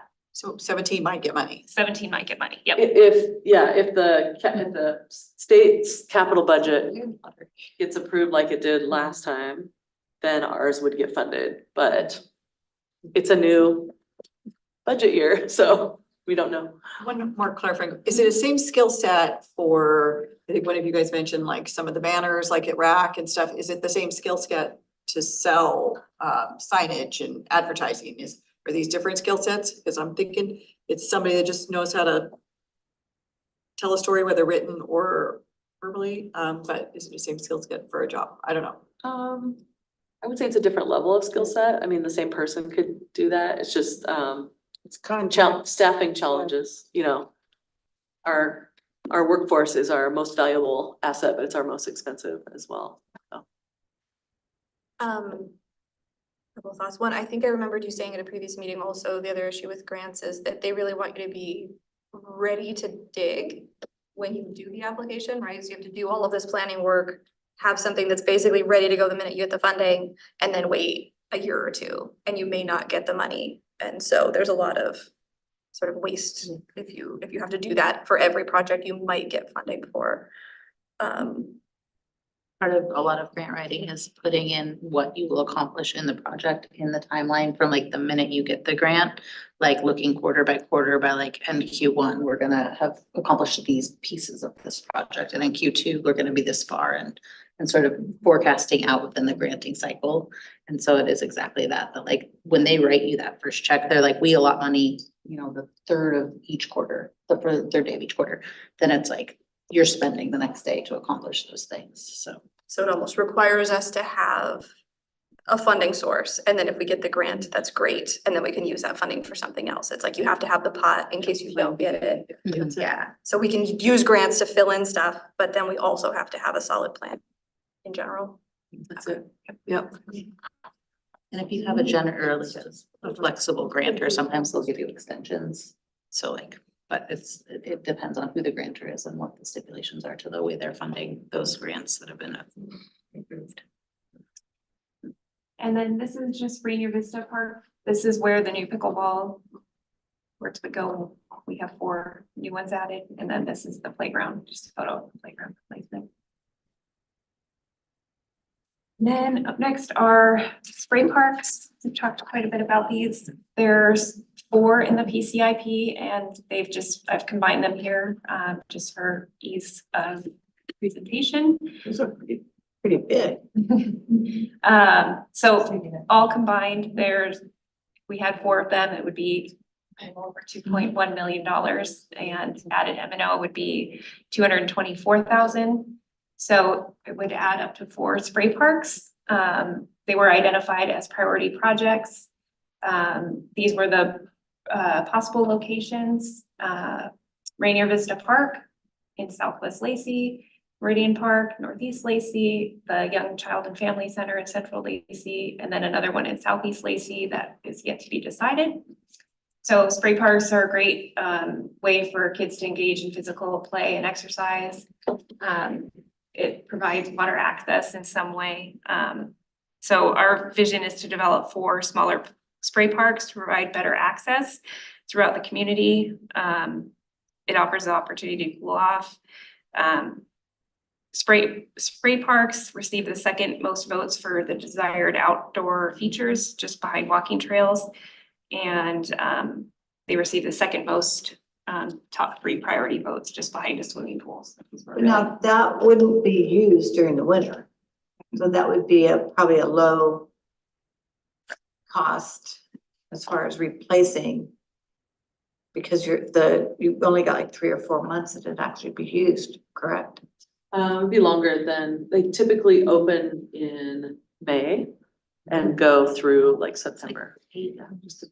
Don't they have diverse things that you could use all year? Couldn't you make it a park/spray park where you could use it as a park during the colder months? And There are some combos, yeah. Yep, we looked at that for Parks Board, didn't we? that would be awesome. They come in all shapes and sizes. I heard you say that's a big one in that picture. That's just an example of one. Olivia recently put in one at Lions Park on the east side, and it's very small. Smaller than their other location, which is on the west side. Is it Griffith Park? Griffith Park, I want to say. Whatever the one that's right next to Griffin Elementary. Griffin Elementary, yeah. Wright Park in downtown Tacoma has a really cool one. It's like still like directly in between like all their bathrooms and like their whole playground. But it drains really well. And so we were there for a cross country tournament or meet a few weeks ago, and someone accidentally turned it on. And it like saturated the area and then just gone. It's just like right there in the midst of everything. It's but it's just a really cool design to look at. So I had a question about the spray parks. For our purposes, do we have to consider the lump? So you're wanting maybe for planning, design and development, looking at all 4, or are we able to say in this 6 years, we'll bring 1 on board, or is it easier to look more You'll be comprehensive. prioritizing 4 separate ones. 4 separate ones, okay. Yeah, we just clumped them together to take up less slides. Yep. Great Woodruff question. is the name of the park, by the way. In Olympia, What is it? Woodruff, Oh, right next to Garfield Elementary. I said Griffith. Sorry, Paul. Okay, and up next is the Virgil S. Clarkson Senior Center, and this is, we did go here on our tour. So this would, the senior center has 2 significant needs: expansion of the facility and parking. So there's overcrowding of the facility, and it needs to be expanded. And then the senior center parking lot is often full and isn't practical or safe for seniors, often with mobility constraints, to use the community center overflow parking lot. So I think this maybe even shows a little bit better than when we were on our tour. So here's the senior center.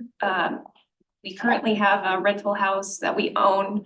This would be the future parking and expansion of the senior center location. And then this is mostly where the seniors are currently parking. And when these fill up, they park over here and have to walk this whole way. So it's the current need right now, the parking situation.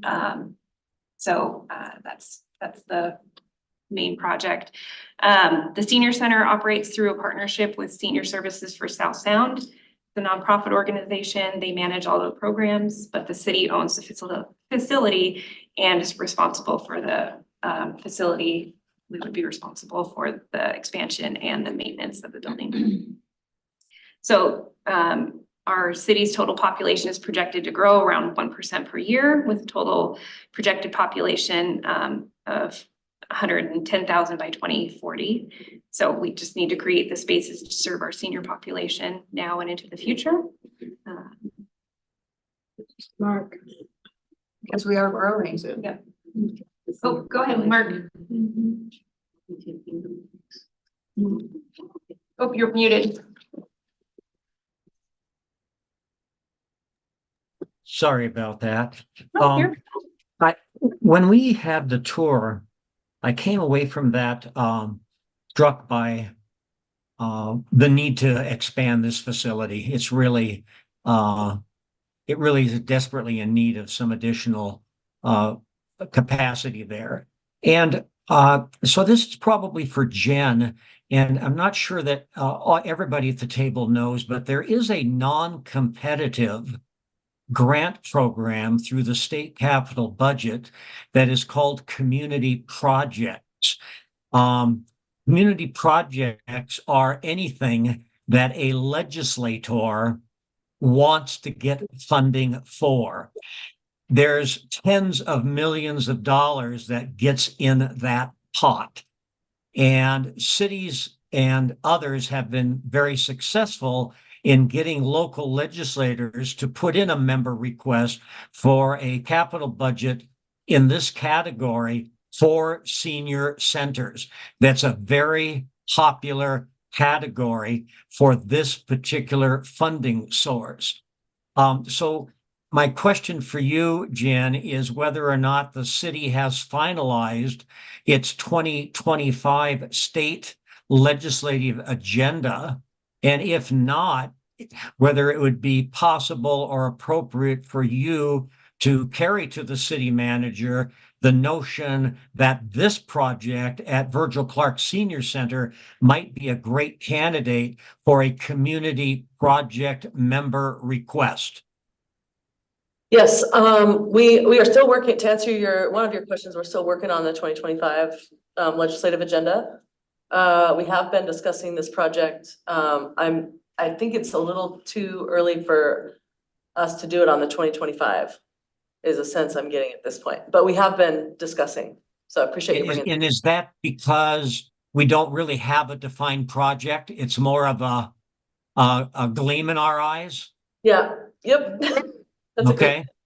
Well, it needs to be, Yes. it needs to be a developed project, something that could be shovel ready during the next biennium. So if it's not fully cooked yet, then I understand. But I do think we should keep this project in particular on that wish list because, again, historically, senior centers have done very well with these member requests. So, all right, thank you. We've been talking about it.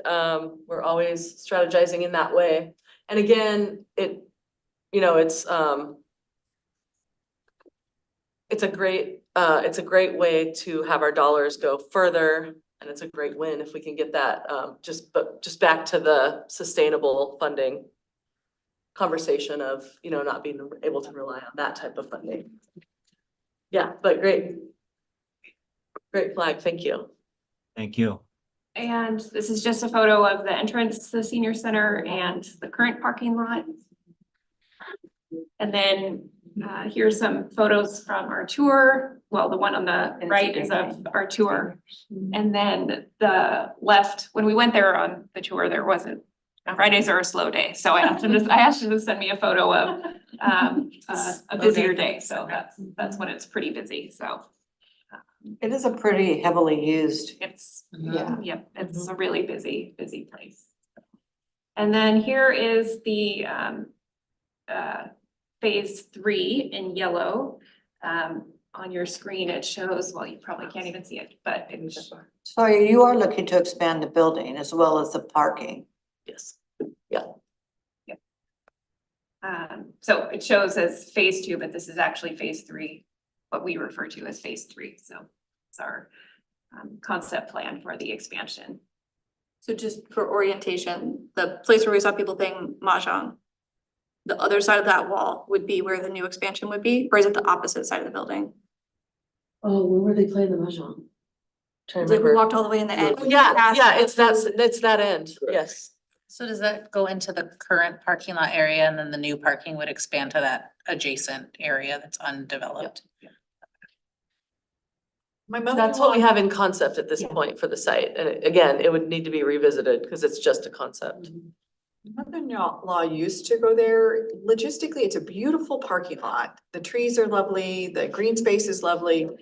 But I just can't imagine somebody slow on a walker parking someplace and making it in. Now, obviously, you have to have, handicap spots and things like that, but it just, the logistics of this, it's so beautiful having the water behind it and everything, but how accessible really is this building for many of our seniors? I just really worry about that. We've kind of outgrown it and that's the problem. Well, but then the parking's so spread out and so long. It's a journey from, if you don't get a handicap spot, it's a journey to get into the building itself. So I don't know, if that's considered in the plan. A lot of them come by the vans, inner city vans and stuff. They're always there. Panorama And then van and stuff. that other parking is also for the Lacey's, the community there. Yeah. Because we use that a lot. And And up next, Jen's got some projects that he's gonna go over. Okay, the pool indoor playground partnership, so Pitch it all around. Okay, so I'll just move my way around. You're just fine. I can't sit still. Okay, so we do have a $5 million placeholder for this partnership. So this is the Northeastern Public Schools Young Child and Family Center. The site is the old Bucknell or Nisqually Fields site, and the school district has already started reactivating this site for the community. So we're really excited about that. The recreation components of the project could include an indoor pool, indoor playground, or outdoor spray park and or nature playground. The city would like to contribute toward the pool and or indoor playground portion of the capital side of it, and then come in with the spray park. Kind of the original concept was the YMCA, city coming in with some capital dollars, and then the YMCA running the indoor recreation components, and then the city installing and operating with the maintenance and operations, the exterior components. So that was the original concept. The project is still in process. And the benefit and the need is that, and the concept behind it is these valuable partnerships serve families the same families. We all are serving the same families in Lacey, right? And we can realize cost efficiencies and healthier communities, and it's that wraparound of the whole family, services for the whole family, for these preschool kiddos. And so not just providing opportunities for them inside and outside the classroom, but also really their families, the parents, nutrition classes maybe in the evening, a pool that the whole family could come and swim in, because we know it takes not only a family, but a whole village, right, for kiddos. Let's see. And so the school district reports there's critical need for early learning. We also know from our surveys, there's indoor recreation opportunities needed. So North Thurston Public Schools invited City of Lacey and South Sound YMCA to the table to consider innovative solutions to fill unique learning needs of children ages 3 to 5, both in and out of the classroom. So North Thurston Public Schools is moving forward with construction. So you'll see action on this site, and you did when we drove by it on our tour. And they are constructing the preschool and family education facility with levy funds and grant funding that they were able to secure. And this project obviously can be phased for long-term success. We know that $5 million is not going to build a pool. But again, it could be phased at this site. And the one thing I wanted to note is that a top conclusion from our survey was that people most support an aquatic center or public pool. I have 2 questions for you. Yes. One is, so you mentioned partnering with the YMCA and North Thurston Public Schools. Has the city tried reaching out to like the Nisqually tribe or JBLM also, since this would be sort of on the east side? Is that something that might be? Yeah, so we have met with JBLM. It's been a minute. I believe the tribe has been pulled in. But that's an opportunity that still exists. And so where we're at right now is really, needing to extend. There are some additional partners, like the Thurston County, Timberland Library, Thurston County Economic Development Council. And there's also been requests for from the legislature for dollars as well for this. And so, but where we're at right now is that there's just a significant amount of funding. There's also a Defense Communities Infrastructure Program that the city's been watching. And you can combine that. It's for military communities, which we are definitely one. And the challenge that we face there, so that's something that the city is very interested in pursuing. There's also state dollars that can be paired with that. Which would be a significant resource. It's just that the project has to be project ready, just as in with all these other projects we talked about. So there's a lot of things being pursued. And so good question. And for your consideration is that, that placeholder, what could that go toward priority? So, second question, I know it says 0 for maintenance operations. I assume that's just because we haven't done the planning work yet. Yeah, so basically what would happen is if the city pitches in for capital, then the city would not have the maintenance operation. Yeah, it would be, the school district would be ultimately responsible for the M&O, and there would be an agreement, at least the concept is at this point, there's no agreement in place right now, but there would be an agreement for the YMCA to run the programs. Okay, kind of like so a we wouldn't be lease. paying for the upkeep, but we also then wouldn't have the opportunity for any of the revenue. Correct. Okay, got it. That's correct. But we did talk about a spray park at this site. And so the M&O is not on there for a spray park because it was on the other slide that James showed. We tried to do it in the best way that made the most sense. So also that field over here to the, one? that one is gonna be a real, that's at Nisqually Middle School, and I was out there, was it last week, I think? Yeah. For the facility. Advisory committee, and that's really coming along. That is gonna be cool. I mean, that would make it. So this is gonna be turfed and with lights. Yeah, Lights, so it's gonna be huge. yeah. Well needed.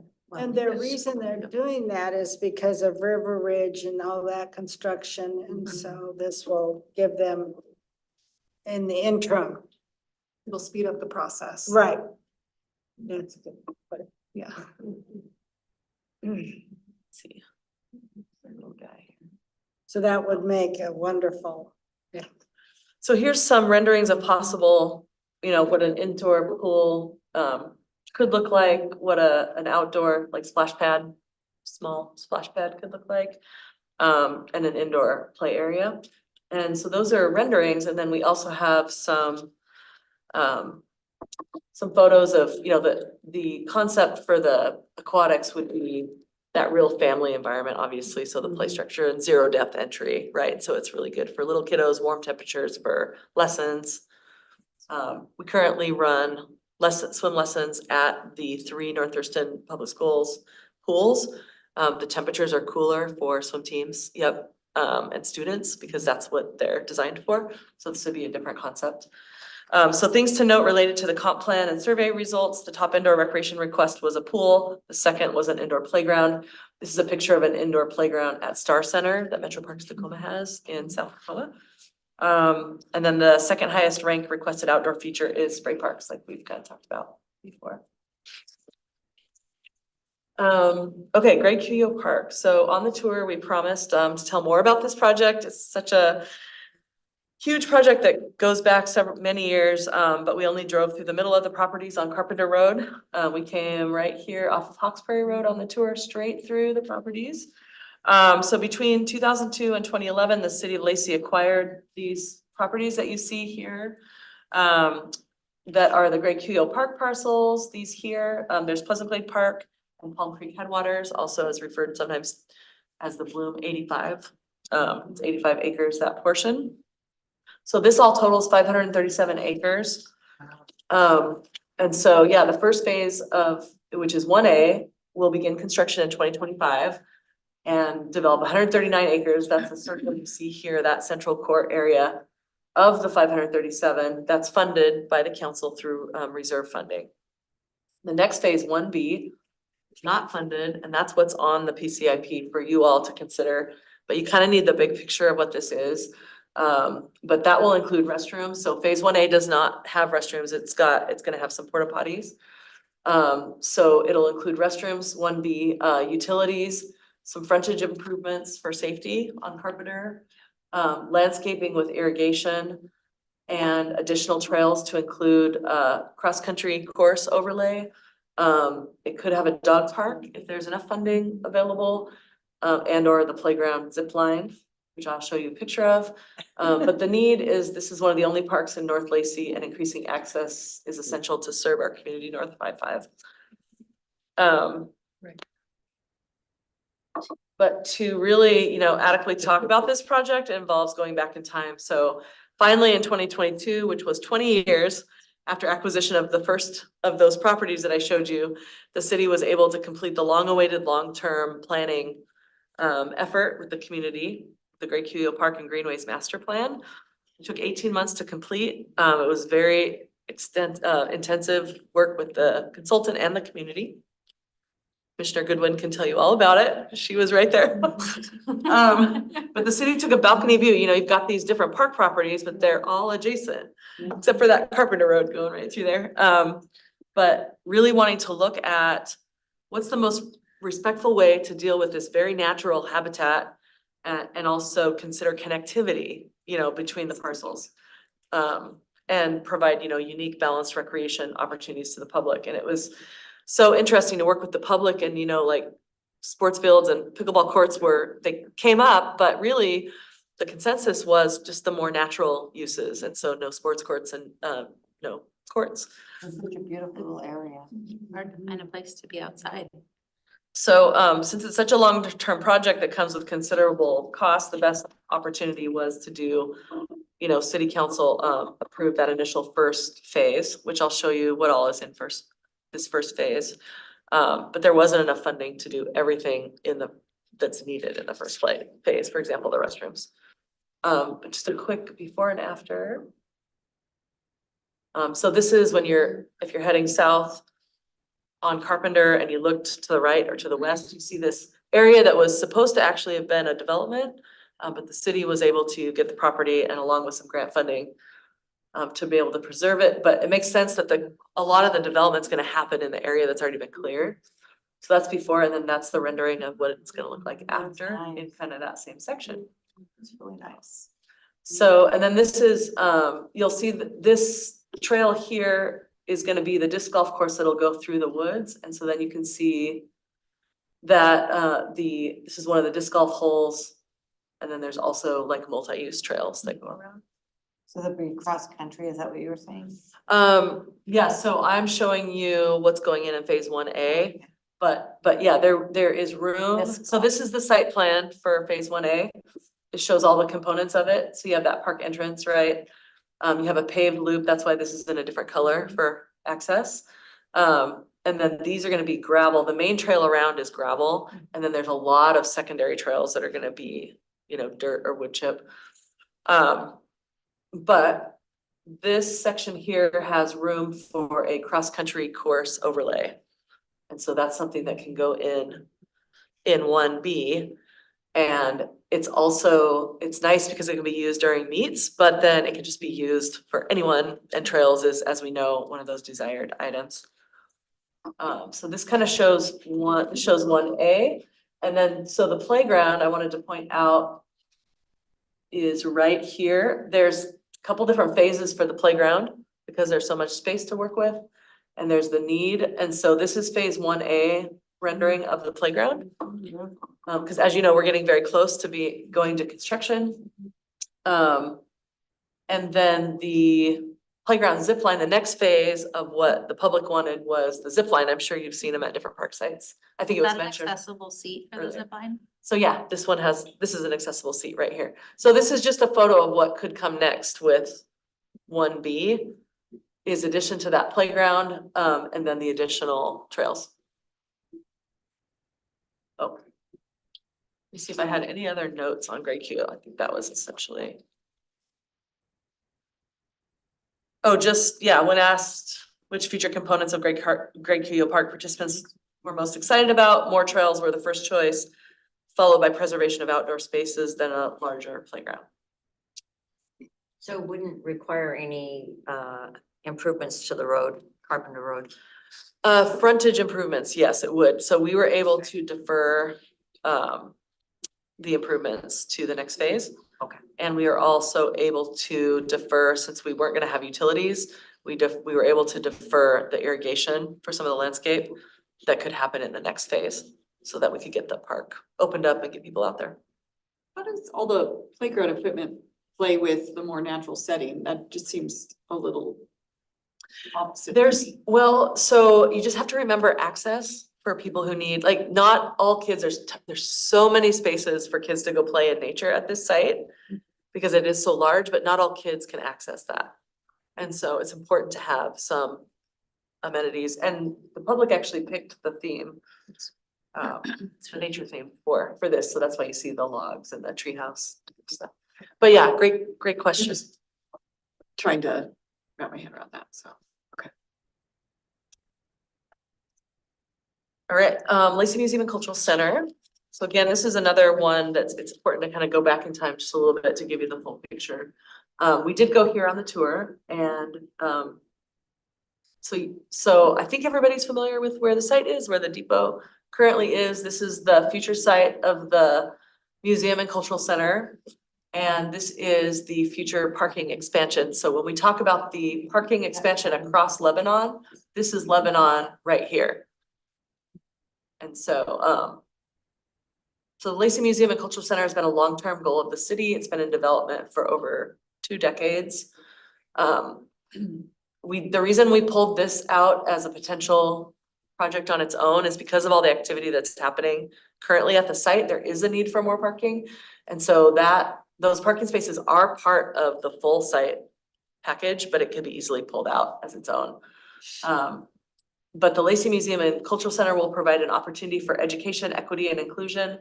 Museums continue to be viewed as institutions providing trustworthy information. The Lacey Museum and Cultural Center will provide opportunities for indoor recreation, which is one of the things we've been talking about, through cultural classes, events, and rental opportunities. So we'll get into it here a little bit. So thank you, Jenny, for taking some pictures on our tour. For those of you that weren't there, this is another view from the ground of where the Lacey Museum and Cultural Center will go. It used to be the Carpet Exchange building was there. And before that, I'll show you a picture of what the historic site looked like. But it is located along the Karen Fraser Woodland Trail, which is the major east-west trail connection through Olympia and Lacey. This is an example too of the pour-in-place playground surfacing that we're trying to use moving forward, either that or synthetic turf, to make it more accessible for kids with mobility challenges.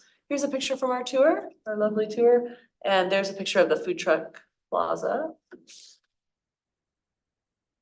That food truck plaza, I believe it's really beneficial. I see people there, but Yeah, so I'll talk about that a little bit here. I've got another slide on it as well. But this is a rendering of the new museum. And just again, to understand, you know, this project is to go back in time a few decades. So it's been a long-term goal. So in early 2010, extensive public input for the city's comprehensive plan substantiated the need for the museum expansion. I don't know how many of you have been to the current museum. It's in the historic Russell House. It used to be City Hall and the police station, actually. But it's over off of Pacific Ave, and it's 1,600 square feet. We can't actually have field trips from North Thurston Public Schools, which is something that the schools really want. But it's not big enough. We can't even accommodate students. So, but as a result, the project was added to the capital facilities plan, which was approved by Lacey City Council in 2010. So the current museum is insufficient to meet the community's needs, provide professional care and access to the museum collections. So in 2012, the City of Lacey Historical Commission invited members of the public to engage in the planning process for a new museum facility. City staff, commissioners, consultants, stakeholders, and members of the public participated in several workshops during the planning process. And out of this, 8 objectives for the new facility were identified. So increased visibility. So look where the new site is. It's really visible. Be a center for community engagement, educate people of all ages, genders, ethnicities, and backgrounds about Lacey and South Sound history, heritage, and culture. Provide opportunities for new and repeat visitation, improve identification of Lacey as a unique city, improve collection stewardship and accessibility, strive to meet professional standards, and increase public trust in the museum. So then in 2016, the city purchased the adjoining Carpet Express property. So I'll just go back here. The city owned this strip, but then was able to buy this piece here. And so then in 2017, staff updated the site plan, evaluated that Lebanon Street extension, really looked at parking and circulation for the site, and then evaluated exterior and interior space needs based on the programming needs. And then the Lacey Depot was approved as a separate structure. So the depot project came to be as a commemorative 50th anniversary or landmark project. And so that was approved as a separate structure, and we were able to leverage city funding and get some grant funding through the Washington State Historical Society with matching funds. And so then in 2018, the Community and Economic Development Department developed a sub-area plan for the city's new depot district. So you can, if you want to read more about it, it's on the city's website. But the museum will be an east anchor of that district, which is in close proximity to that historically rich and significant St. Martin's University. And the depot district will be, you know, the concept is for it to be more inviting and walkable. And we talked about that connectivity. We're trying to get people to stay in Lacey to spend money. And that's, you know, part of the economic development piece of the depot food trucks. And it's just a great connection of Lacey's past, like considering that the replica of the historic depot is there and all the artifacts that are housed in the museum collection. And then to Lacey's future, considering the larger space needed for innovative exhibits, programs, education, and community gatherings that'll take place there. So that museum really campus is what we're looking at it as. It'll provide vitality to the depot district with, we've got the train themed playground, picnic tables and restrooms that are already installed. And then that campus will be a space for families, students, and community to gather. And like I said, the walkability and connectivity will be important with that focus on cultural heritage, historic preservation, and really civic value and identity. So this is really, you know, gonna be a significant part of Lacey. We talked about the trail location, and then I wanted to note that in 2019, the museum brought its first travel exhibit, which attracted visitors from all over the state region. And so some of you might remember the Sasquatch exhibit. And so that was just, it gave us a glimpse of really what people want to see. We still are getting a lot of hits on our website about that. And that was back in 2019. And so we want to do a lot of really fun things with that. In the new building, I'll show you the floor plan. There is a travel exhibit space that could also be rented out during other times when there's not a travel exhibit. But things to note related to the comp plan and survey results is that cultural events and festivals and music performances were highly rated. And collectively, there's support for community classes such as crafts, arts, wellness, education, art displays, indoor performances, etc. And the Lacey Museum and Cultural Center community room and classroom will be a location for these programs. No, it's a lot of information, but quickly the phases. Phase 1 was the depot, the playground, parking, and Lebanon Street extension. And then we were able to leverage grant funds for that. And then the architecture and engineering, the design is completely done for the whole site. Again, we were able to get funding from the Washington State Historical Society to help with that. The exhibit design is not completely done. It's to the schematic phase. And then the building, phase 3 was demoing the old building and getting the site prepared. So that site is construction ready. And that was a huge heavy lift. Another heavy lift is phase 4, which is construction of this 15,687 square foot facility. And also the exhibits design and construction. And so again, here's some more pictures of that kind of the interim use of the site to really, you know, build excitement. So our community and economic development department created this food truck plaza to support local businesses. And, you know, one of the concepts is some of these businesses may end up being brick and mortar. It's giving opportunities to businesses who may not have had otherwise opportunities, but it's also a destination for people to enjoy entertainment, food, and, you know, using this site, building excitement for the new use of the site, future site. And then the city does want to keep the food truck plaza, just move it to a different location. So that will not be completely gone away with. It's such a great and popular program. Heard there's a really long line for Dick's Burgers. There a That couple night times market recently. last week was so crowded. I was driving through. I was like, what's going on? I was like, oh my goodness. Well, and I know that Sweetleys has actually gone to brick and mortar in Tumwater. Mhm. So that's, you know, it's exciting. They were a food truck. Yep. So I think they still do their food truck, though. I think so. I think they do sometimes. Oops, I'm trying to move this guy out of the way. Okay. So I just had to show the historic plywood factory. Plywood factory, Yep, yes. and so here you go. Here's your before. And here is a bigger view of the rendering of the site. So you can tell it's just a little more connected. And So now will community, like a chamber, are there gonna be rooms that people could rent for, you know, because that's our problem right now. Is there's nowhere for events to happen. yeah, so I mean, it, you know, of course, the size is going to limit what can happen in there, but this shows you the floor plan. So if you come in the main vestibule here, and you were to go to the right, there's the travel exhibit room I talked about. There's the exhibit hall. This space is all back of house collection, construction for exhibits, etc. I don't know if anybody's been to the Moses Lake Museum, City Museum. It's similar in size. But if you were to come in and go to the left, this is the community wing. And so this is the 25, just over 2,500 square feet between the main room and the classroom. It'll have a divide. So it can be used in the bigger space or the smaller spaces for, rentals, events. Are those like a 10 top round table? Is that what that, the circles I are? believe these are 10. I haven't been asked that question in a really long time. Yeah, since they got rid of the. Can you count 10? Okay. So like 180 people. It's 20, 200. Like Is that, did you 180. count 18? I counted 18, yeah. Yep, yeah. So this is the view of going into the main entry. And something I really wanted to highlight here is, we want to focus on the cultural heritage of our region.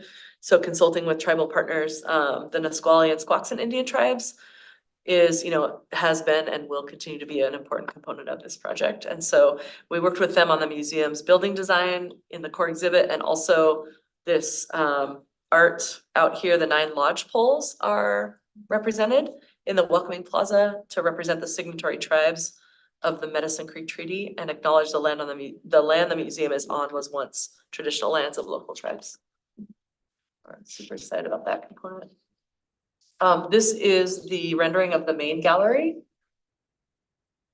And here is a rendering of that community room. You can't see the full thing from this view, but it does have these garage style doors that open. So there is a lawn area for outdoor events as well. And or, art shows. That's something we haven't really had a space to do. Very nice. That sort of thing. Some of the programs, culture, obviously it's a cultural center. So it'll be important to continue to host current programs such as history talks, and we've been doing monthly interactive projects. They've been really, really popular. Staff received a grant from the Washington State Historical Society, a smaller, like a $15,000 grant, to do stories of the South Sound Oral History Project. And it's been so cool and important to hear, stories from cultural groups from them and not what we think they want us to have as their story. So that's been nice. So we want to continue with those type of programs, history, art, culture, and heritage. We have a ton of champions and volunteers really for the museum. This isn't an exhaustive list, but this is a list of some of the champions. We're so grateful for champions and volunteers, and not all of them have funding that they can contribute, but we do have some who have contributed funding. And so this just kind of gives you a glimpse of what we've been able to bring in so far. So part of going back to the conversation of these types of funding aren't things that we can completely rely on, but certainly helps, right? Helps the city dollars go farther and be able to partner with folks. The Lacey Historical Society is not actually mentioned on this slide. They have supported and they have contributed funds, but those funds haven't specifically been designated, but I just want to acknowledge them and their support. Additionally, there's a new Lacey Community Foundation that is in its infancy, and they have plans to support the project. They're currently completing a 5-year fundraising plan right now on ways that they can help not only this project, but other parks projects and initiatives, events. So we also believe there should be state and or federal funds available for this project, and we've been pursuing those. So that $13 million amount is going to be a variable amount, but again, we can't count on those other funds. And so that's why it's listed as 13 million. But we certainly don't want to take away from our appreciation of all these amazing partners. Again, just that challenge of the long-term, funding. So I guess I was last with some of those more complex projects. I'm happy to answer any additional questions you might have had.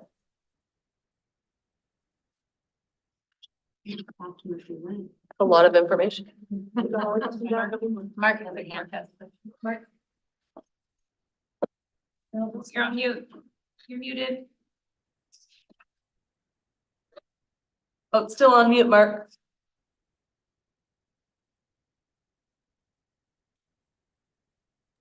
Sorry about that. Okay. I'm demonstrating for the whole world to see how technologically challenged I am.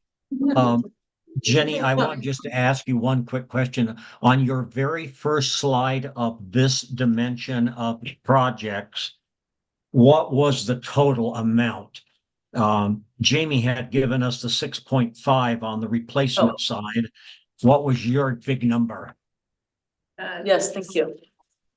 62,769,000. 62.7 million? Yeah, but round up to 63 million. Thank you very much. And the M and O is about 2.2 million, the ongoing M and O. Thank you. Yeah.